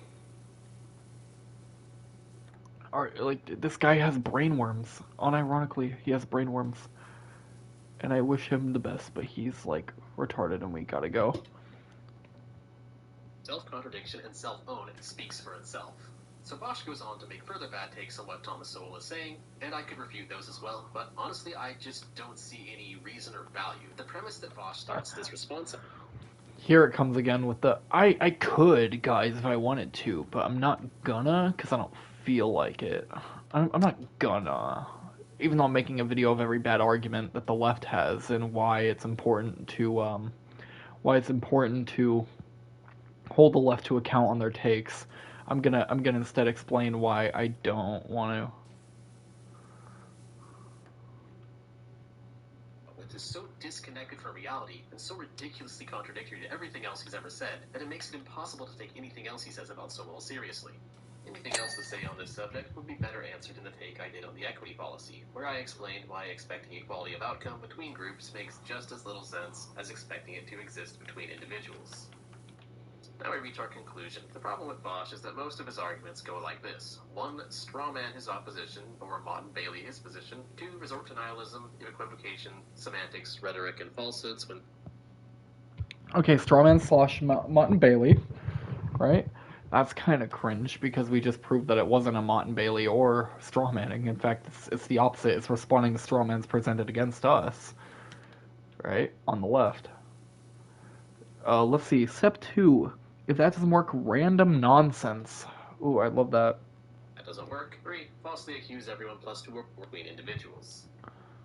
Now we reach our conclusion. The problem with Vaush is that most of his arguments go like this. 1. Strawman his opposition, or Mott and Bailey his position. 2. Resort to nihilism, equivocation, semantics, rhetoric, and falsehoods when that doesn't... Wait, rhetoric? Resort to rhetoric? See, this is what I mean. These people are so fucking politically, economically, just in general illiterate that they think rhetoric is like this fucking magical thing. Rhetoric, I'm telling you right now, is just the way that you present ideas. Like me, right now, my rhetorical strategy, I'm angry. I'm going to scream at you. And that is going to make me look passionate. And looking passionate is kind of based, actually, about my ideals. But then he turns around and is like nihilism? Wait, when is Vaush ever a nihilist? He does say that the world sucks. I will admit, he does say the world fucking sucks a lot.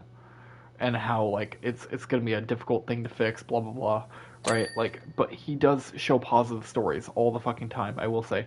Speaking of, Vaush, great guy. Check him out. He's cool. He's cool. Go watch him. He's got plenty of content out there. Even if you don't agree with it. It's lefty shit. It'll teach you the basics so that you can disagree with him later. Right? Let him teach you the basics so then you can disagree with him on another date because he's pretty cool. He furthered my understanding of leftist politics. He's a pretty cool guy. Check him out. But like, holy shit. So what was it? He said nihilism, which I guess if you swing it if you like look at it in a very particular lens, yeah, it can be nihilistic. 1. Strawman his opposition, or Mott and Bailey his position. 2. Resort to nihilism, equivocation, semantics, rhetoric, and falsehood. Wait, what equivocation? Strawman his opposition, or Mott and Bailey his position. 2. Resort to nihilism, equivocation. Something equivocation. I couldn't catch it, so I don't semantics, rhetoric, and falsehood. Semantics? Okay, no. There's a difference between being articulate and arguing semantics.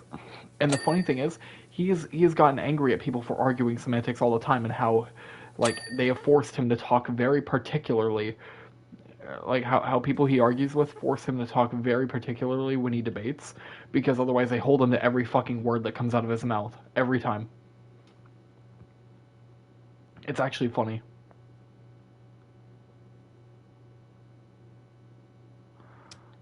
But, what's it called? Ah, man. What else is there? When that doesn't work. 3. Falsely accuse everyone plus 2 or more to the right on the political compass of being a fascist. And wait, yeah, and we've already been over this. He does use... Aw, thank you for the emotes, Beck. I know, you're subbed and you're cool now. Wait, Beck, did you drop me a sub? Or was that already given to you?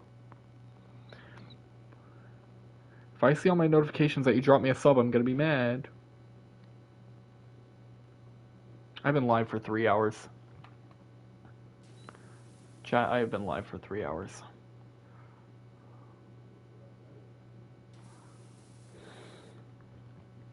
That's crazy. Reacting to this video, I've actually unironically been live for 3 fucking hours arguing against this. Help.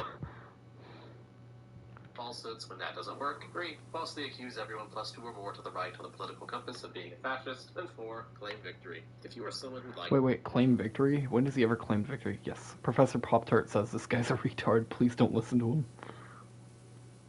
Unironically stupid.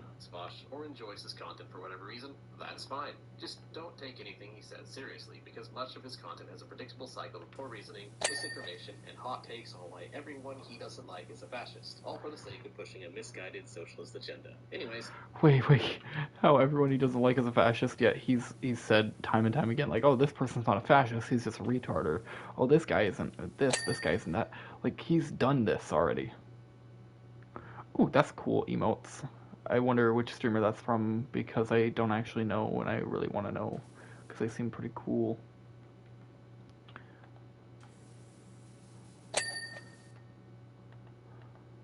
Alrighty. Thanks for watching. If you enjoyed the video, feel free to like, subscribe. Do not Do not, if you cherish your brain cells, do not. It's one that Eugene follows. Ah, nice. What are we on the front gripper? Put the grippers away. Yeah, but overall, if you want my take on that video, it's an attempt to like try and debunk Vaush, and just like every other attempt I've seen, whether from the left or the right, it's just full of inaccuracies, full of actual unironic stupid shit being advocated for, and dumb, illiterate takes. If you want, you can check out Vaush's content, right? Maybe even check out mine whenever I do political shit again. But I think overall, people like this aren't really interested in unironically debunking the ideas or thinking on said ideas. They instead intend to attack said ideas with whatever they were taught in their Econ 101 class, or whatever like personal beef they have with him, right? Whatever personal grievances they have with a guy, and then they pretend it's attacking ideas when they have zero clue what they're actually doing. It's something I've noticed time and time again. So that being said, since I am recording this and I'm gonna upload it, like if you like, subscribe if you like me, but more importantly, go check out Vaush, he's cool. And yeah, the left wins again, I guess, because holy shit, that was so brain dead. How can you call yourself like this econ master? How you doing? You know David's gonna pick you up at 7:30, right? Yep. That'll work. Yep. Like I said, sorry, that was my dad telling me I'm going to work at 7:30. Now, I'll love you guys. You're all awesome. You should feel awesome. Don't listen to that guy's takes if you want to understand anything about the world and how it works. And because again, I'm pretty fucking illiterate. I didn't graduate college. I dropped out, and yet I can still debunk this retard. It says a lot. So have a wonderful day, guys.